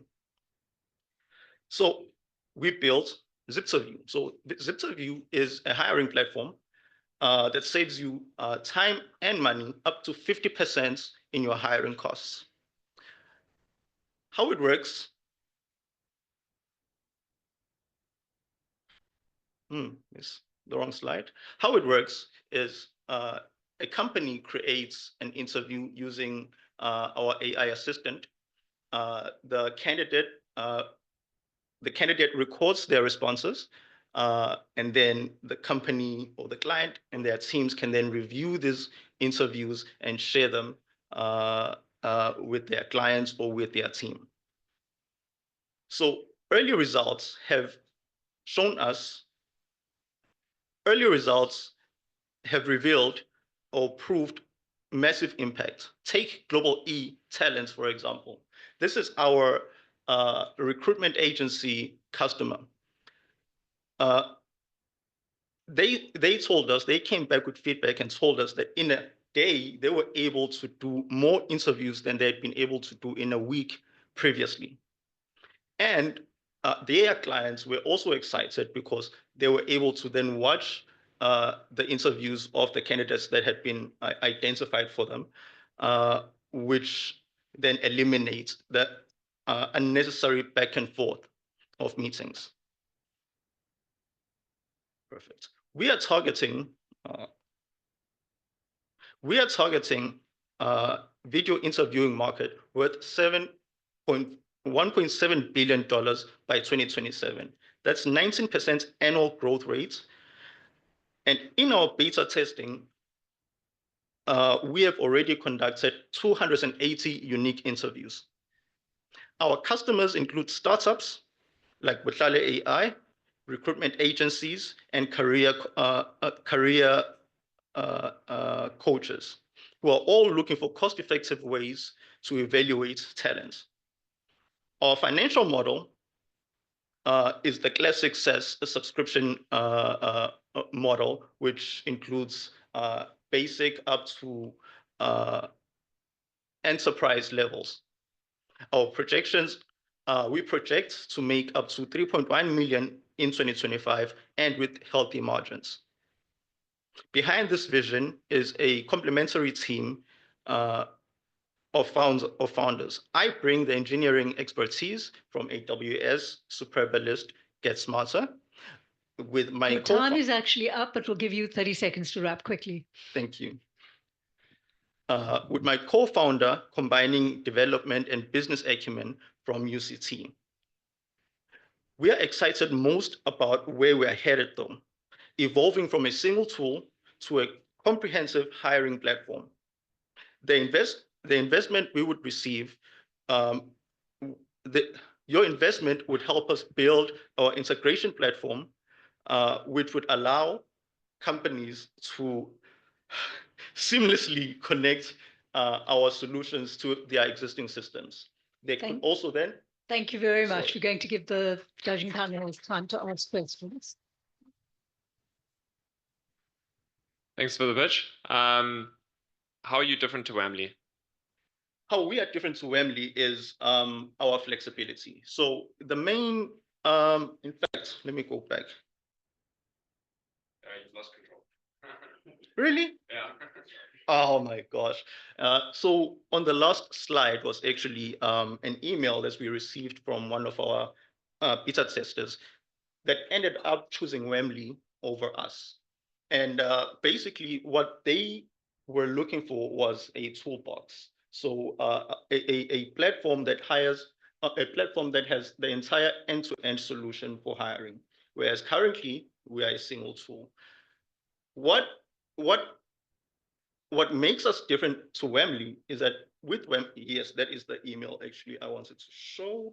It's fine. We did a lot of learning from this email. I wanted to demonstrate learning. So the good feedback we received from our customers and the negative feedback we received from our customers and how that has shaped our roadmap going forward. So we are building a comprehensive tool at this point, which is modular, that will allow companies to slowly or gradually adopt our solutions, reducing risk and basically maximizing long-term engagement. With Wamley, if you will not be ready to basically hand over your HR department to Wamley, then Wamley is not really the solution for you. But we can give you parts, we can give you a tool that you can integrate into your Wamley or Zoho or Salesforce or any platform like that. As a recommendation, take it with a pinch of salt because you're the founder. Stay niche because there's a lot of value to be added in the specific components of a recruitment process. The moment that you go broader, you now start competing with application tracking systems, recruitment management systems, and then just HR solutions in general. And that is an absolute bloodbath. Give that some thought. Yeah. I am giving that a lot of thought. All righty. We're done? We're done? We're done. Thank you very much. All right. So we are not sure whether we have the next startup in the room. Are they here? Okay. I think Vocal. Okay. Yeah. Vocal. Okay. Okay, perfect. I'll hand over to you. Thank you. Okay. Okay, great. You can get the slides up. Hi, good day, everybody. Okay. A 15-year-old girl walks through the doors of our high school on the first day of grade 10. She's starry-eyed and excited. For the first time in her life, she has a say in her learning. She gets subject choices. Little does she know, almost 10 years later, she will be looking back at having switched her subjects 6 times. She will have gone to study, and she will have switched her degree twice, only to graduate in an industry she doesn't pursue. Thereafter, with no market insights, she will work in 3 different industries. That goal was me. My name is Brittany, and I'm the founder of Voco. In South Africa, we see a youth unemployment rate of 49%. We see a company turnover rate of misaligned employees of 16.6%. Apologies, I don't think this is working. Okay, there we go. Of 16.6%. With Voco, we see a link between these 2 problems. And where that link is found, the solution was born. The solution of Voco was born out of the need for partnerships. Voco partners with youth from the age of 13 to 23 plus. We come in pre-subject choices stage and we provide them with gamified career guidance and psychometric testing. Thereafter, based on the identity they've built out, we provide them with targeted education and funding programs. Now that we have a clearer identity, we provide them with initial market access. This is in the form of internships, learnerships, mentorships, and apprenticeships. Thereafter, they gain full market access to a job board in platform. Now, when we look to our competitors, we note that they only have 1 to 2 of Voco's 5 total features. But this misses a key element, which is our partnerships to the working world. Voco operates on a partnership model and recruitment system to the working world that allows businesses to directly convey to youth their skills needs. This feeds into their own value chain and broader market skill demand. This then helps us to solve the employee turnover rate. Our core revenue stream is the B2B recruitment system, and focusing in on the middle tier, if we look to capture at a minimum just 0.02% of registered companies in South Africa by year 2, we will see an average annual revenue of 1.4 million USD. Seeking to capture just 0.2% of registered companies by year 5, we see an average annual revenue of 7.2 million USD. Now, our other revenue streams target our youth users, and we offer SACWA accredited courses, and we are a data partner to Stellenbosch University, just to name a few streams. I am a solo founder full-time with amazing internal and external advisors and partnership agreements. We currently have a monthly burn rate of 2,550 Rand, and our MVP is set to launch to market in February of 2025. We seek an initial investment of 170,000 USD to fund marketing, partnerships, sales, development, and of course, a small team. Voco is replicable globally, and it will change the way that young people interact with the market forever. So get excited, because it's here to benefit your business too. Thank you.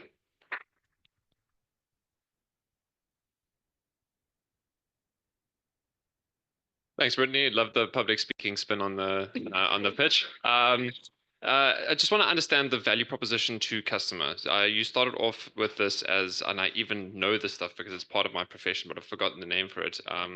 When you do assessments when you're younger. Yeah, not psychometrics, but it'll come back to me. Thank you. Aptitude tests. Yeah. That is so in need of disruption, because that can get people so many off track. But I'm just trying to understand, you start there, need for disruption. Now talk about the B2B space, talking about turnover rates, and then a subscription model. What's the value proposition? So what we're seeking to do from a youth perspective is funnel them into a portal, and for them to say to them, we're funneling you straight into the market. But then to come to companies and say, we are showing you the future and what that path looks like. Right now, we have 51% of people in South Africa in a job misaligned with their skills or education. It's a massive problem. We see that also in market skills demand issues. And so it's really getting them to see eye to eye within that one portal, from being able to vet a person from a very young age, the age of 13, having built that identity through the platform. And then at the same time, being able to understand what should I be looking at, so that people don't end up like me trying and tripping through everything. So it's actually not so it's not the aptitude. It's more about the career pathway simulation, if you will, and It's then more- showing what those options are to employers to see how they can make it fit there. Yes, so the aptitude is in terms of understanding your profile and in terms of being able to target directly to you what suits that gamified career guidance profile and then what suits that aptitude profile. So that is what we use that data for.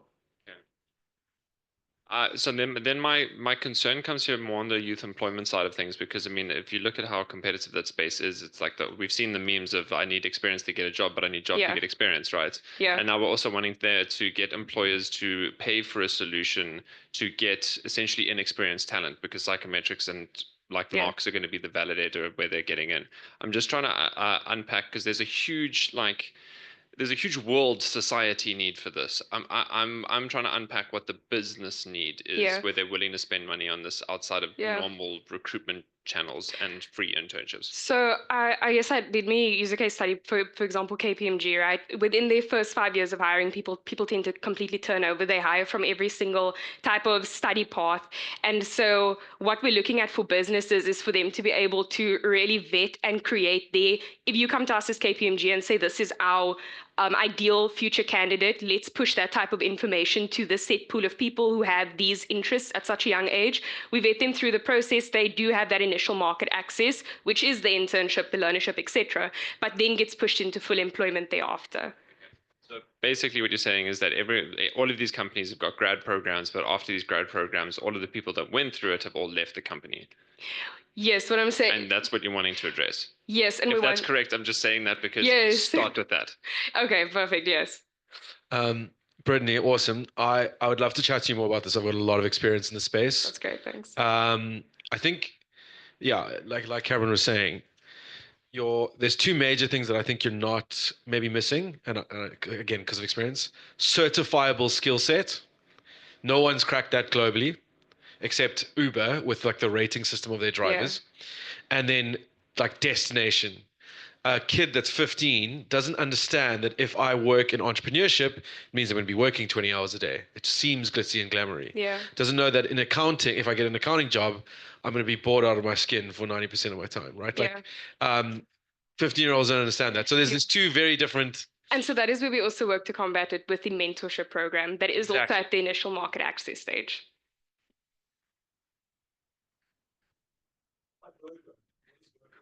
Find your vocation. Yeah. Thanks for asking. Your competitors.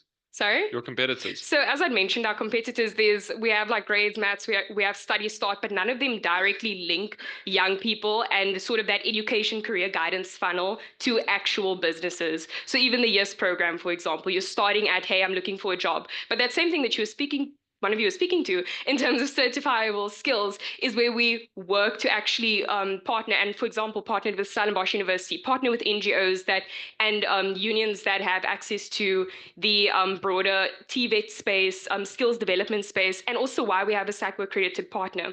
So with we're going to have to stop you there. Thank you very much. Thanks. Thank you.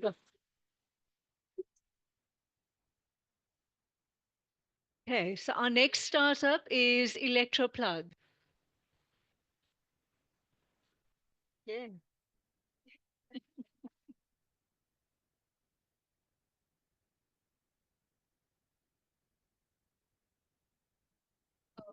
All right. Yes. But then, oh yeah, where's the pointer? The pointer? Oh, I don't think it's there.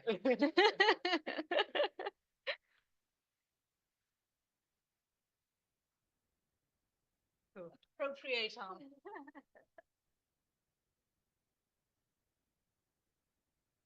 All righty, we're here. Cool. Is the time running? All right, great, awesome. Good afternoon, everyone. I'm Nadine, and this is Hilla, and we're the co-founders of Electroplug, where we turn tech into savings and investment products. So last month, while I was getting my nails done, I was speaking to my nail tech lady, Sibu. And Sibu was sharing how when she was young, she really loved drawing. And she had dreams of becoming a graphic designer. At 20, she needed to give up on that dream. Why, you may ask? Because her laptop crashed and she was not able to buy a new one. In order for her to buy a new one, she would have needed to spend 3 months' income of her mom. Now, she also could not qualify for credit because of thin credit. So, this story is not only about Cebu. This is actually about millions of South Africans that cannot access the tech that they need. As consumer electronics become more and more essential, as well as more advanced, their prices are soaring. Income has not followed suit. What this has meant is that people are not able to get the tech that they need. This is a lose-lose situation. While consumers continue to delay the purchases for essential devices, brands also are unable to move their stock effectively. And this is where Electroplug comes in. So, as a tech subscription savings platform, what we do is we help consumers access the tech that they need while also improving their financial well being. For brands, we help their devices reach more hands. So, with our subscriptions, consumers pay 93% less upfront to access the tech that they need. Also, consumers save 90% on potential damages, loss, or theft. For brands, this also means that their recurring revenue is uninterrupted. Consumers also save up to $109 in our embedded savings accounts. And in that way, while their financial well being is improved, also the brand's customer lifetime value is increased. So, how does this actually work? With our algorithm, with regards to affordability, we ensure that consumers get instant tech access. So, with this instant tech access, once they are verified, they can actually decide how long they want to keep the device for. They can upgrade, they can downgrade, or they can cancel if need be. The relationship with the customer does not end when they get the device. Instead, every month, a portion of their subscription is actually attributed to an embedded savings account. And in there, it grows at 7 to 9%. For brands, we also increase the value that they get. How, you may ask? Through enhanced branded content and through our AI shopping assistant, which helps consumers make better decisions about the products they subscribe to while also increasing conversion for brands. So, the question is, how do we make money? So, we make an average of $91 per month per subscription. We also make an average of $269 per device trade-in, and from brands, we make $110 per month per product.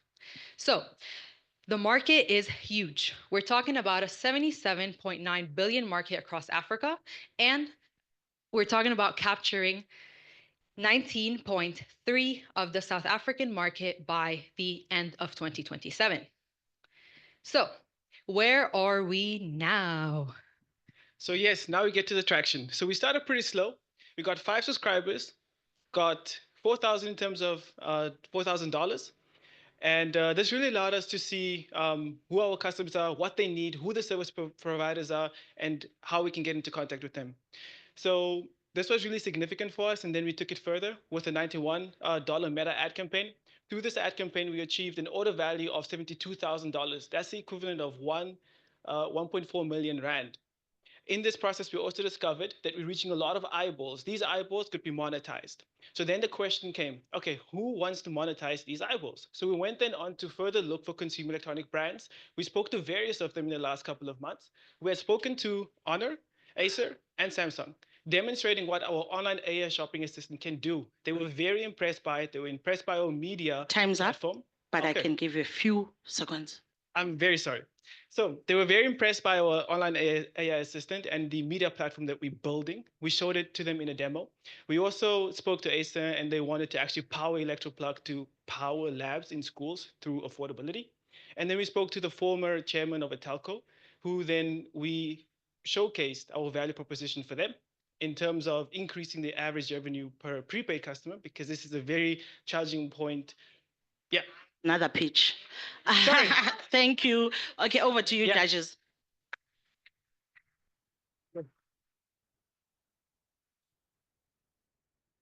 Yeah. Always battle with this. So my question is, in your process, right? Yes. What's the buffer period from the moment of um, a customer or person trying to get access to this, and you basically do your due diligence, and then eventually them get into it? Yeah. What's the timeline? Okay. So we've developed a verification analysis platform. We have a machine learning engineer, and I'm also interested in machine learning. So this was pretty interesting working with the APIs, collecting the ID, collecting the payment, so the last 3-month payment, the proof of address, and so forth. And it's automated, so it's rather quick because it's utilizing the AI and streamlining the entire process. So yeah, it's just a matter of calculating in the delivery time, which is around about 3 to 5 days. And when interacting with the brands and knowing exactly what their product catalog is, we'd be able to penetrate the market much faster and get the device in the right hands quicker. So we're looking at around about 3 to 5 days because it's rather instantaneous. Of course, we give ourselves a processing time to really identify what we want to do with the consumer. We also know that not every consumer will really qualify because of thin credit files in South Africa. We start at a very low credit score and need to build it up. This is also a credit building opportunity for people. This is another product that we looking forward to launching as we see it as an opportunity to provide people with more access to financial services and also grow their assets. The follow-up question would have been how actually you're mitigating risk, because to whom a lot of I said to great power comes with great responsibility, right? Yes. So Yes. everything is automated, great, but Yes. what is the credibility? Because I mean, of that automation precisely. I mean, there's AI and there's people that use AI as well to do the wrong thing. So what are the mitigations you put in place to So do you mean in terms of security? Are you talking about the mitigate the process risk? So for instance, your ICP, ideal customer, right? Yes. Maybe what is the percentage to error rate that you're wrong, and how do you mitigate it? Because I mean, Yes. things can go wrong. Yes, so we have an insurance. So we have built-in insurance. We have an insurance provider. This allows us to cover for loss, damage, and theft. We additionally have a device management lifecycle partner. This allows us to actually track where the device is, and also in terms of payment, right? When when individuals might not want to pay, we have a partner for this. So we do direct debit or debit check, allowing us to send the information directly to the bank, lock them in for that transaction over the extended period of time. And then if, for instance, we wanted to build the account and they don't have any cash, and in the next time when they have cash, we would be on priority, given that direct debits have priority. Are there any other questions regarding risk mitigation? Okay. I just want to ask a very simple question. So the monthly $90 or $91 or whatever it is, that's for a specific product, not just for the service. Yes, it's a specific product. So it's like the actual handset. Okay. So we ran the marketing and saw then that the average value was around about 1,600 rand. On in terms of the product you're selling or the customer. In terms of the monthly subscription revenue per month. Okay. Okay. Yeah. Okay. So the average like cost of a product, so let's say it's $90, they pay it back within 7 months. What is your margin on each product average? So the margin is an interesting question, and this is why this model is so interesting, because the customer lifetime value is really large, given that we reintroduce these devices for a second life, third life, fourth life. This also allows many more people to actually get access to these devices, as we decrease the price over the lifespan of the device. So I love the evidence, because what that means for me is I'm just ignorant and misunderstanding something here. Okay. But how is this different to just what all telcos are doing in terms of their subscription models, and then also in terms of just payment plans on like Takealot? This is very cool, and it's a very interesting question. It's a detailed question. So it's a flexibility. We offer 1, 3, 6, 12-month subscription terms, and the individual can configure how long they want to keep this device for. Whereas with the telco, you have 24 and 36-month contracts, and you're locked in for that extended period of time. People actually want control over their finances. And this is exactly what they get with the ElectroPlug. So when proposing the model to the telco, it was on the prepaid customer who actually also wants control over their finances. And then the recurring payment plan, because I mean, it seems like your direct competition will be whoever's providing the payment plan options. to devices. Yes, but I want to highlight an additional point with regards to how Sorry, but we actually do have to cut you. We're going to have to take this. Okay, would love we to have- continue the conversation afterwards. Yeah, and you are welcome Confident to about have having a any conversations later, but we actually do need to get to the other pitches this afternoon.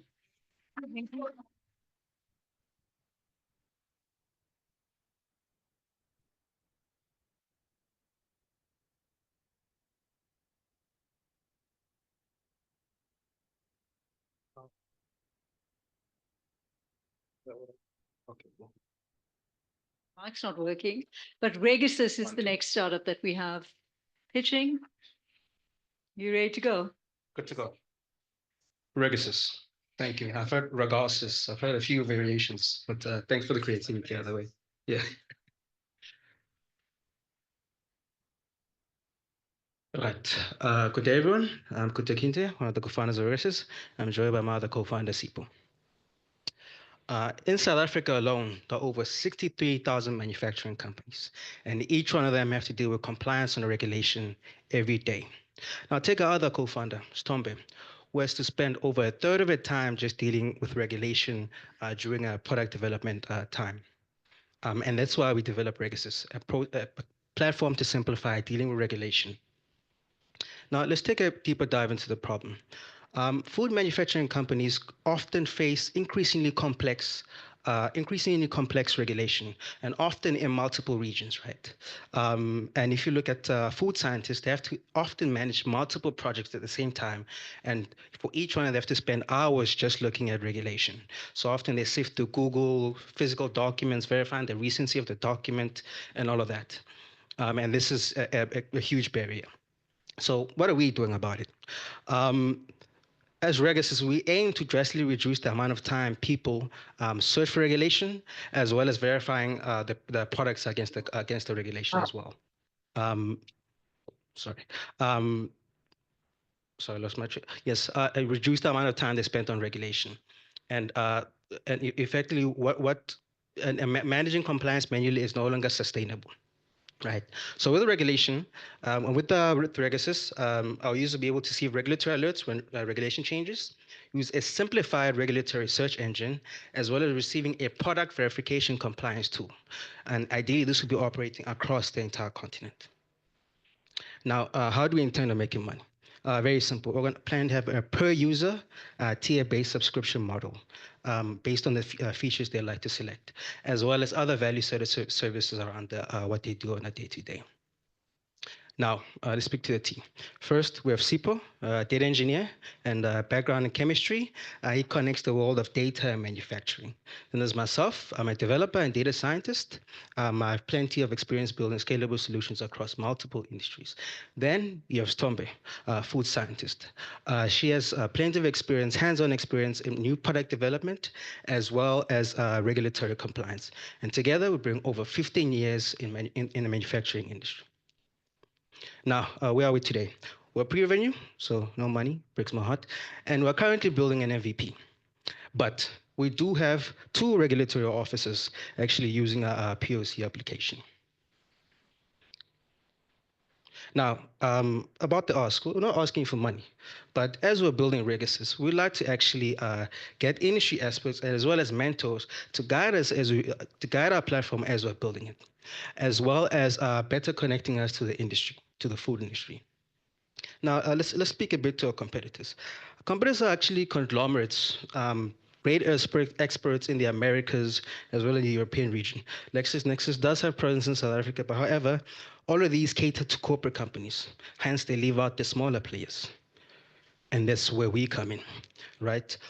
We intend to initially focus on South African food manufacturing SMEs, and we intend to get to them through industry events, which we'll be hosting ourselves, as well as through co-manufacturers and food incubators, right? And then from there, we intend to spread out to the rest of Africa. While we are in the food industry, but platform is easily adaptable to similarly regulated industries such as cosmetics and disinfectants and so forth. Thank you so much. I'm Kunta Kinte from Regisys, your food regulatory assistant.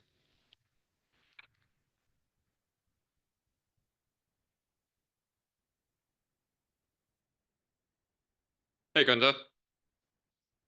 Just trying to understand the kind of use case of this and what the substitute would be, because I'm imagining someone who's in food manufacturing, their network and understanding of the regulatory frameworks in this space is going to be quite high. So having a platform for this and the use case to them, how is this going to replace and make their lives better compared to the access to knowledge and network they already have? Thank you for the question. So quite often, there are kind of like different levels in experience, right? Often, quite a people come into the industry, they struggle with actually just knowing where to get started, right? Which is something that actually in the continent is not actually well trained on, right? So, and quite often, where at least for more experienced individuals, there comes a situation of context switching, right? Where, for example, you're working on making candy for X, and then you have to switch over to making meat spice for something else, right? So quite often there are specific things in the regulation that someone needs to find. And quite often people are just looking for a certain piece of information, a number or so forth. And above all else, we try to actually take all the piece of information and just bring it into like a simple compliance report for them. So yeah. Because like it'll go down to the level of specificity of the specific preservative as like, and then something's changed and you got an okay. Perfect. Yeah. Yeah, there's a lot of moving pieces. Yeah. So I stand to be corrected, but I need clarity on that. So what happens if the person gains or customer gains already what they need to gain from your platform because you have subscription model, right? What keeps them using your platform eventually? Because I mean, if I get compliant in what I'm doing, why should I continue subscribing to your platform? Great question. So from our times talking to food scientists, actually, what happens is, let's use simple chips. Same product we've known it for years. But what tends to happen is things, for example, they say this, I need to drop the sodium, right? You need to drop the salt. Quite often they look for salt alternatives. They need to find out if the product, that alternative is actually valid in the category. Or let's say, for example, what happened in Ukraine, which resulted in lower supply of wheat. Now they need to start looking for other alternatives. The product hasn't changed, but the product as we know it hasn't changed, but the ingredients they do tend to move around quite a lot. So the same product could go through maybe like 10 iterations in the market. So there is a lot of variability that happens in even though it's the same product, they're compliant, but as they change, they need to compensate again and again. Amount of variability would happen in the R&D space and the amount of waste that happens if you go down this path and realize you can't actually use an ingredient, that would be huge. But not, instead of giving you ideas, questions. In terms of the regulation and making sure that it's actually real time and accurate, because there's a huge onus and responsibility on you is that if you get something wrong in terms of what you are sourcing into this market, there are like huge, not just financial ramifications, but ethical ones. How are you going to basically maintain the integrity of the information that you are giving to your customers? Oh, actually, I wanted to add on what I was saying to what you just said about R&D. Yeah, but I think I'm gonna. We can chat about that after. Okay. Yeah. Oh yes, onus and responsibility. Okay. So the work we're currently doing, that we've been doing actually over the last few months, is actually ensuring that we continuously monitor all the sites effectively that we pull data from, and ensuring that having internal alerting to us to say, hey, something has changed. But as far as making recommendations, we need to step in and say, okay, cool, we've seen 1, 2, 3 has changed. How do we then start presenting it to our users? Right. So just trying to not release something as we'll provide the alert, but as far as making recommendations, there'll be something where we'll have to create it ourselves. As a food scientist, Stormby actually has something she deals with quite often. So yeah. Okay, so you're going to basically need a significant level of user profiling for this because this information is publicly accessible and you are filtering it to them at what specific they need. And most importantly, we while we are providing like advice, particularly, we also try to effectively communicate that listen, we have made some assumptions we may have made incorrectly. Here's access to actually the regulation to SABs or whatever it is that you need. So just to make sure that just being clear as far as where we got this from, just to reference everything as we go along. Thank you very much. Thank you very much, guys. Well, We want to just check and see, can you let us know whether Sava is online now? Because they were not online earlier. No, they are not. They're not. Well, then we have one last pitch. Thank you for your patience, everyone. But we have one last pitch, and hopefully we saving the best for last, right? So over to you, Dormify. No pressure.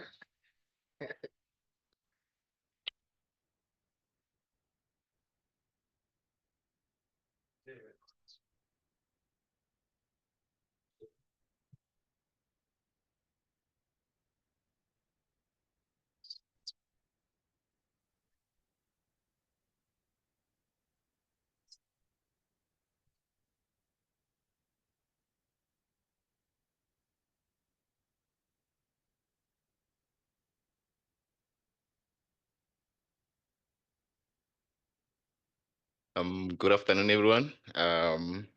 Thank you for thank you for the opportunity to pitch here today. I'm excited to introduce to you Domify. So, are you prepared for the next wave of retail disruption? Because as I speak today, the rules of commerce are being rewritten, and if you are relying on traditional platforms, you may be missing out on what's next. And that's why I'm here today to introduce you to Domify. So, students face unique challenges every day when it comes to trading goods or offering services on campus. Traditional platforms like bulletin boards and social media platforms or groups are inefficient. They lack trust mechanisms and they are not specifically made for DOM managed businesses. A DOM is a, a restroom. So many students also struggle to balance their education with their side hustles. And this gap leaves students without a reliable, convenient, and a secure solution. And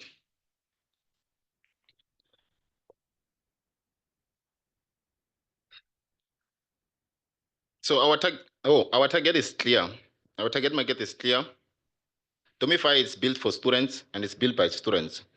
And there are about 14 million students in South Africa, of which 1.2 million of them are studying in universities. So whether they are selling textbooks, fridges, gadgets, or offering services like tutoring and cleaning services, we connect them in a simple way. We connect them in a way that is simple, secure, and also a way that is only designed for them.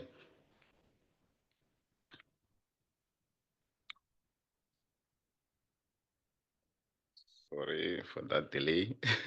Okay, so on our platform, users can list items, buy products, or offer services like the ones that I mentioned, tutoring, cleaning sneakers, or washing cars, or whatever that they want to do for any extra incomes. And we give them digital wallets. They have access to in-app messages. They have access to profiles that are verified for students. So we use the .ac, .za, and also some other RC if they are studying at IEB independent institutes. I mean like Rosebank. Yeah, we use those RC connects and those emails to verify them as students to build trust in our platform. So how it works is that we connect them and then they can transact to each other because they have wallets and then it's safe. Unlike when you buy from Facebook, we have partnered with PayFast, so we have our own payment gateway where we can process payments, which makes it easy for them to get refunds and everything in case something goes wrong.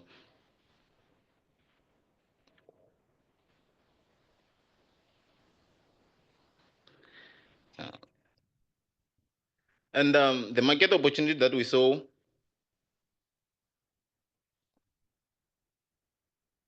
Sorry, wrong slide.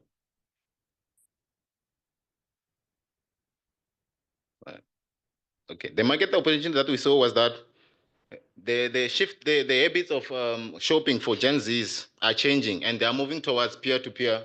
They are moving towards peer-to-peer marketplaces, which are growing at a 20% growth per annum. And the strategy that we are using is we have launched a beta platform in our university, and we've already partnered with student organizations and also stores that are there in campus so that they can they can open their stores in our platform and start selling directly to students. And also we allow other vendors from outside to also come and list in our platform to directly target students. And the business model that we have is that we charge per transaction and also charge vendor subscription amount in a month or per year. So our different from our competitors is that we are specifically designed for students, and we offer secure payments, and also we have user feedbacks and rating, which allows us to pick point to see who's following our guidelines and also our privacy rules. We are actually out of time. Okay, sorry. Okay. So if we can Sorry. hand over to the judges to ask their questions. Yeah, you're welcome to ask any question. I'm actually stumped from a question perspective. I think you are on. This is an amazing opportunity that you've and a gap that you found, because I think in terms of a student-to-student interconnection, I mean, like this is how Facebook started, right? But in terms of a marketplace, I think there's still definitely room for creating boundaries around us. I think the main thing for me is always going to be around probably the economic power of students on the one side, and on the other side, it's going to be around safety within these networks and communities. I guess for the sake of asking a question, how do you ensure that you're going to be increasing your amount of spend per user on the platform and actually creating that marketplace? And then the other one is ensuring that there's safety when people are actually coming and delivering goods to one another. What I missed on saying is that we have AI recommendations for students, so we utilize the data that they put in their profiles, and we target like recommendation based on like what others are listing.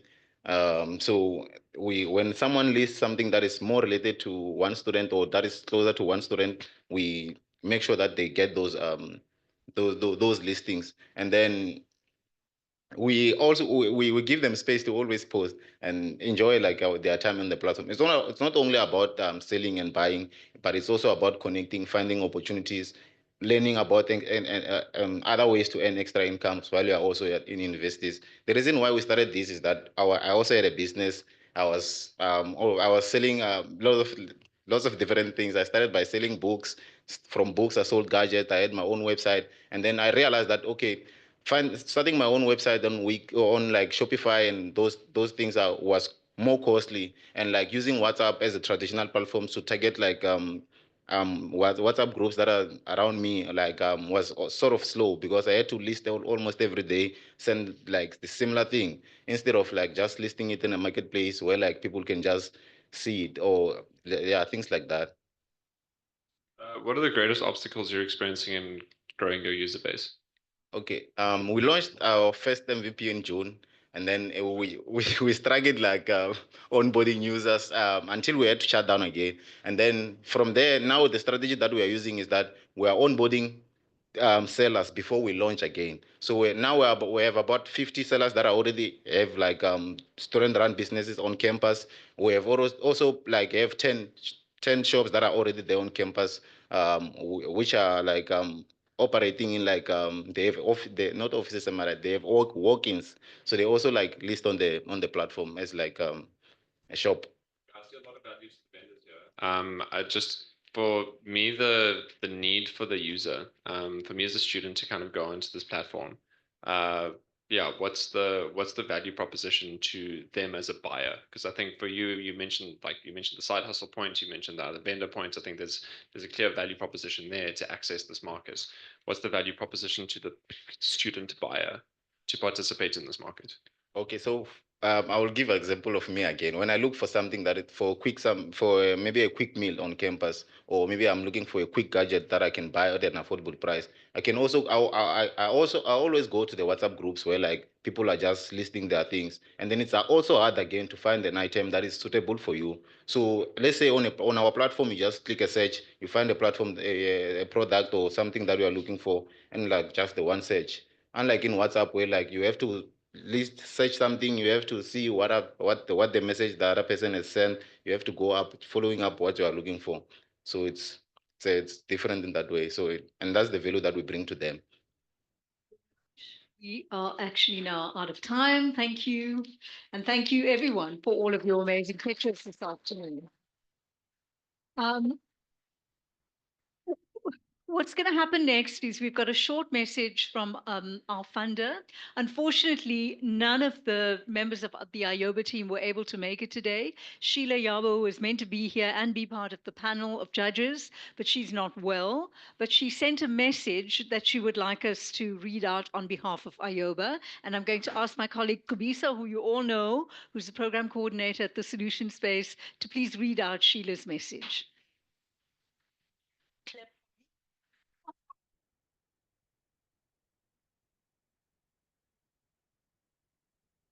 Greetings. So, as Vanessa mentioned, our funder couldn't be here today, but there is a message. So the message reads as follows.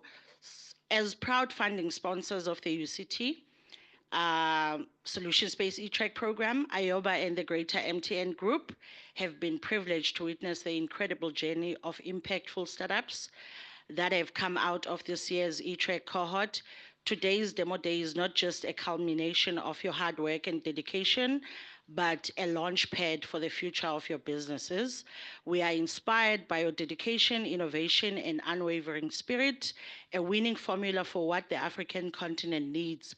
You've tackled challenges with resilience, embraced feedback with humility, and emerged stronger with each milestone. Your businesses were selected because of the potential they have to transform industries and communities across the continent.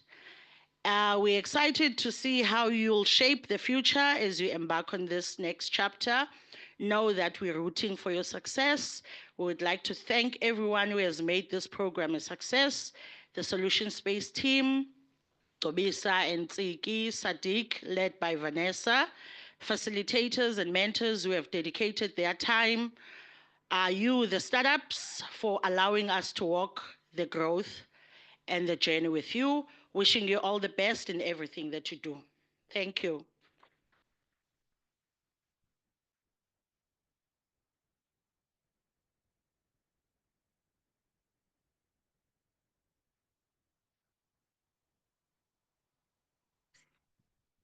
Okay, thank you. So what's going to happen now is the judges, you'll go outside in the little lounge there and deliberate. While we're doing that, there's going to be a picture taken with the ventures that are here now while the judges are deliberating.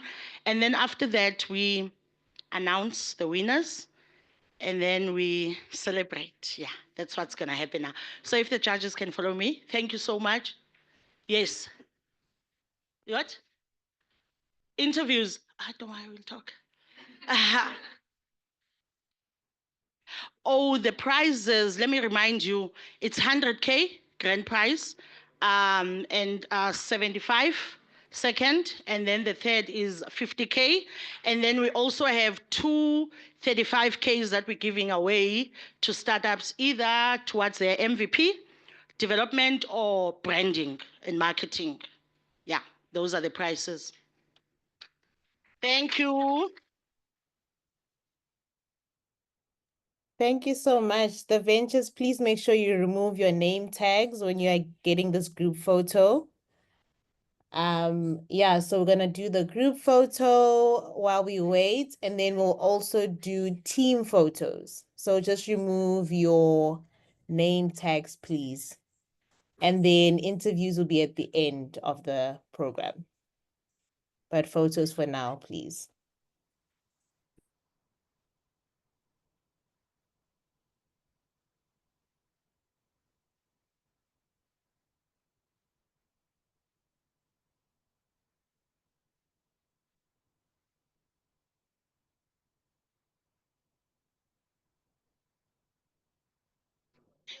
Let's just make sure all the startups from outside are also here. So if our guests want to take a quick break while we get through these logistics, you're welcome to do that. Get a leg stretch and take a break. Mm-hmm.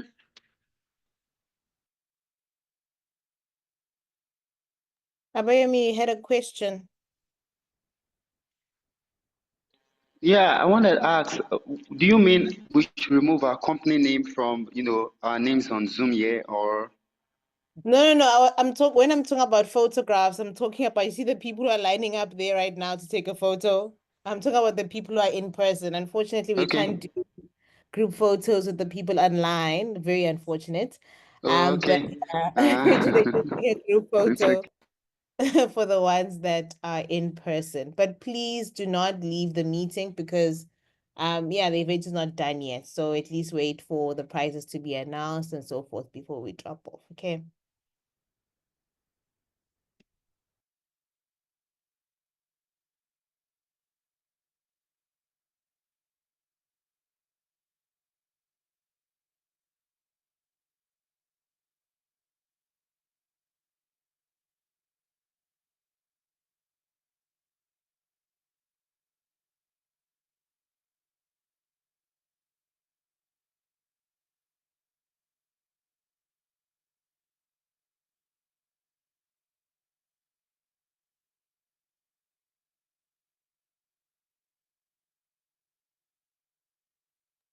For everyone in the room and online, please use this time to follow us on the socials. Follow us on LinkedIn, on Facebook, and X. We also have a TikTok account. Follow us there too.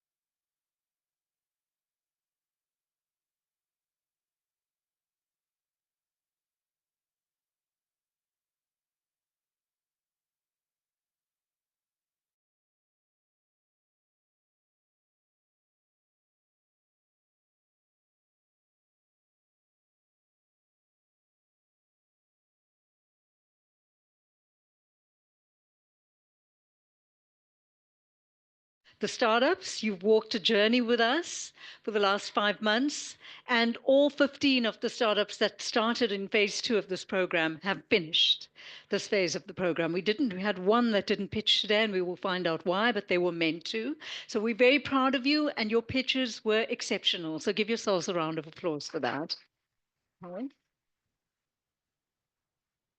I also want to thank the GSB Knowledge Bank. I'm not sure that everybody is aware, but during the course of the last 3 months, we have had volunteers, GSB alumni who have volunteered to mentor on the program, and they have offered coaching sessions to the startups over the last 3 months. Hopefully you've all utilized that and you've made some good contacts.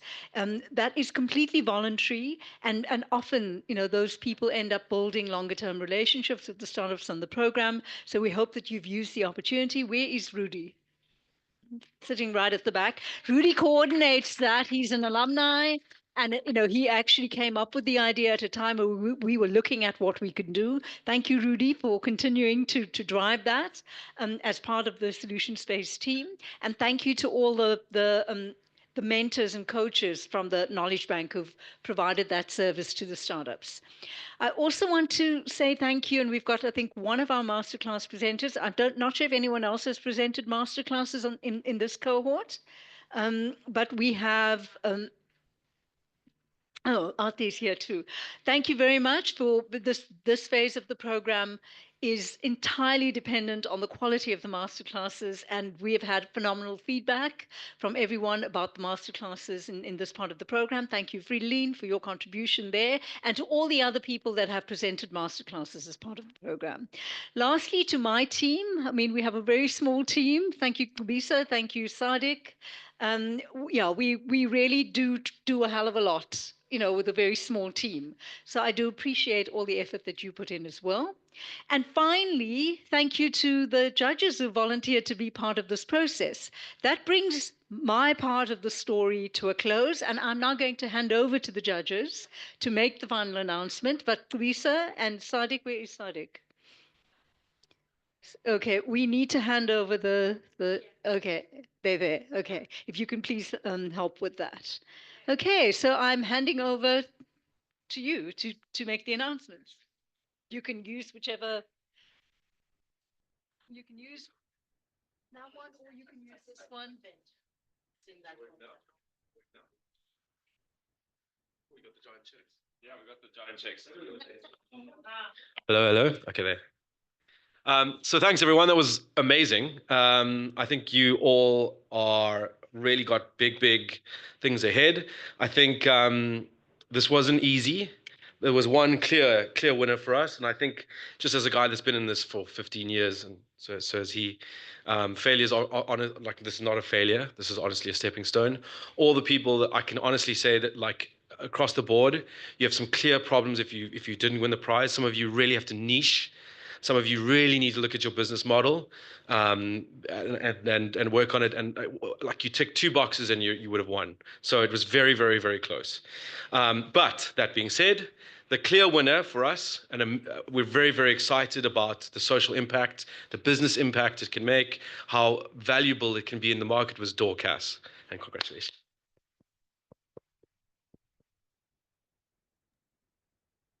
Unmute, Abayomi. You should unmute so we can hear your joy. Oh my God! Did I get Dorcas? Like, it was so short. Dorcas, and it was so short. Oh my God! Wow! Please, I must say a very big thank you. Honestly, honestly, I was just chatting with my co-founders here. They're the ones telling me relax, but then I'm so happy. Thank you so much. Yeah. But trust me, this impact that you have believed so much in us would be made. And trust me, definitely we look forward to working with Cape Town, University of Cape Town, probably bringing Dockers down also to South Africa, helping the farmers there. But then I'm so happy. Thank you so much, Nitsiki, Vanessa, Gubisa. You guys have been so amazing. Sheila, I know she's not here, but then everybody. I'm so honored. I don't even know what to say, but thank you. Right, I'm happy, and I want you to know that. Thank you. I don't even know what to say. Wow. Oh my God.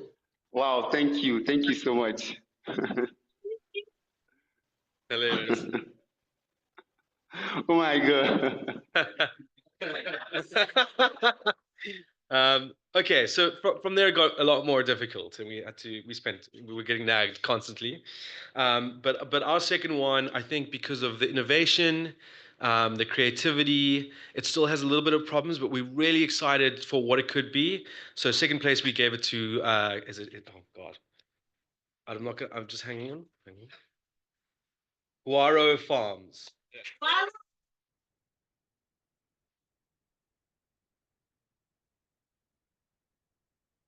Oh no, she jumped off the call. Kedist is not on the call, unfortunately, but huge congratulations to them. We'll let them know.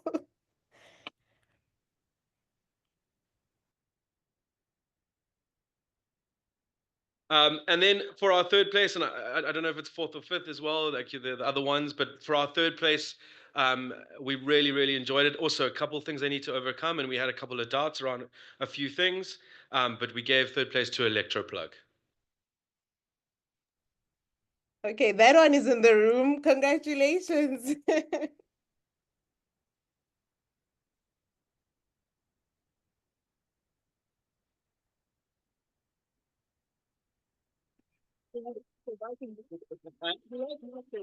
Yeah. Well done. Congratulations. Congratulations. Thank you. Congratulations. This is yours. There you go. Someone's here.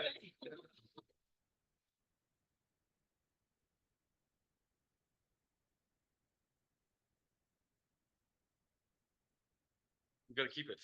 Or do you want to say something? Go for it. Yeah. Oh, cool. Just want to thank everyone. I want to thank the UCT Solution Space. You all have been amazing. This has been an awesome experience. We honestly did not see this coming, but it's great to be here. And yeah, we're looking forward to the future, and hopefully you will hear a lot more about Electroplug upcoming.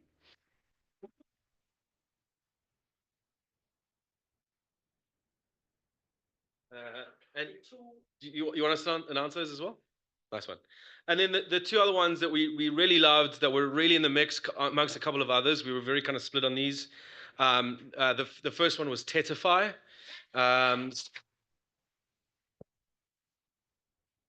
So very, I think we all felt like we were very, very passionate in the space. But it needs a bit of work to kind of really get going. So we thought this would be a great candidate for that prize. And then the second one was Voco. We really, really liked Voco, and what it could be.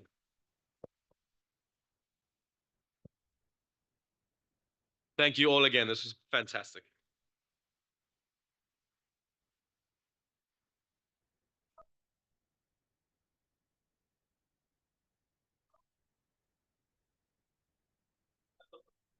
Oh, okay. The Avengers, please.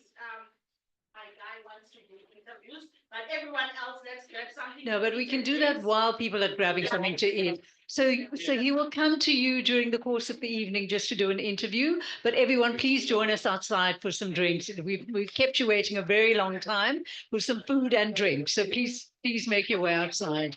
Thank you.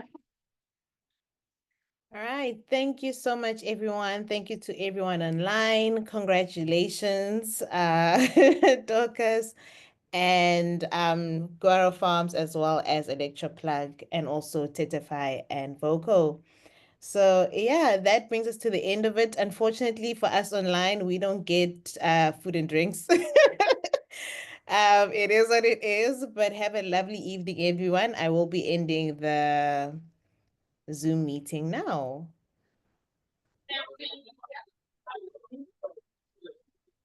Okay, thank you. Bye, everyone.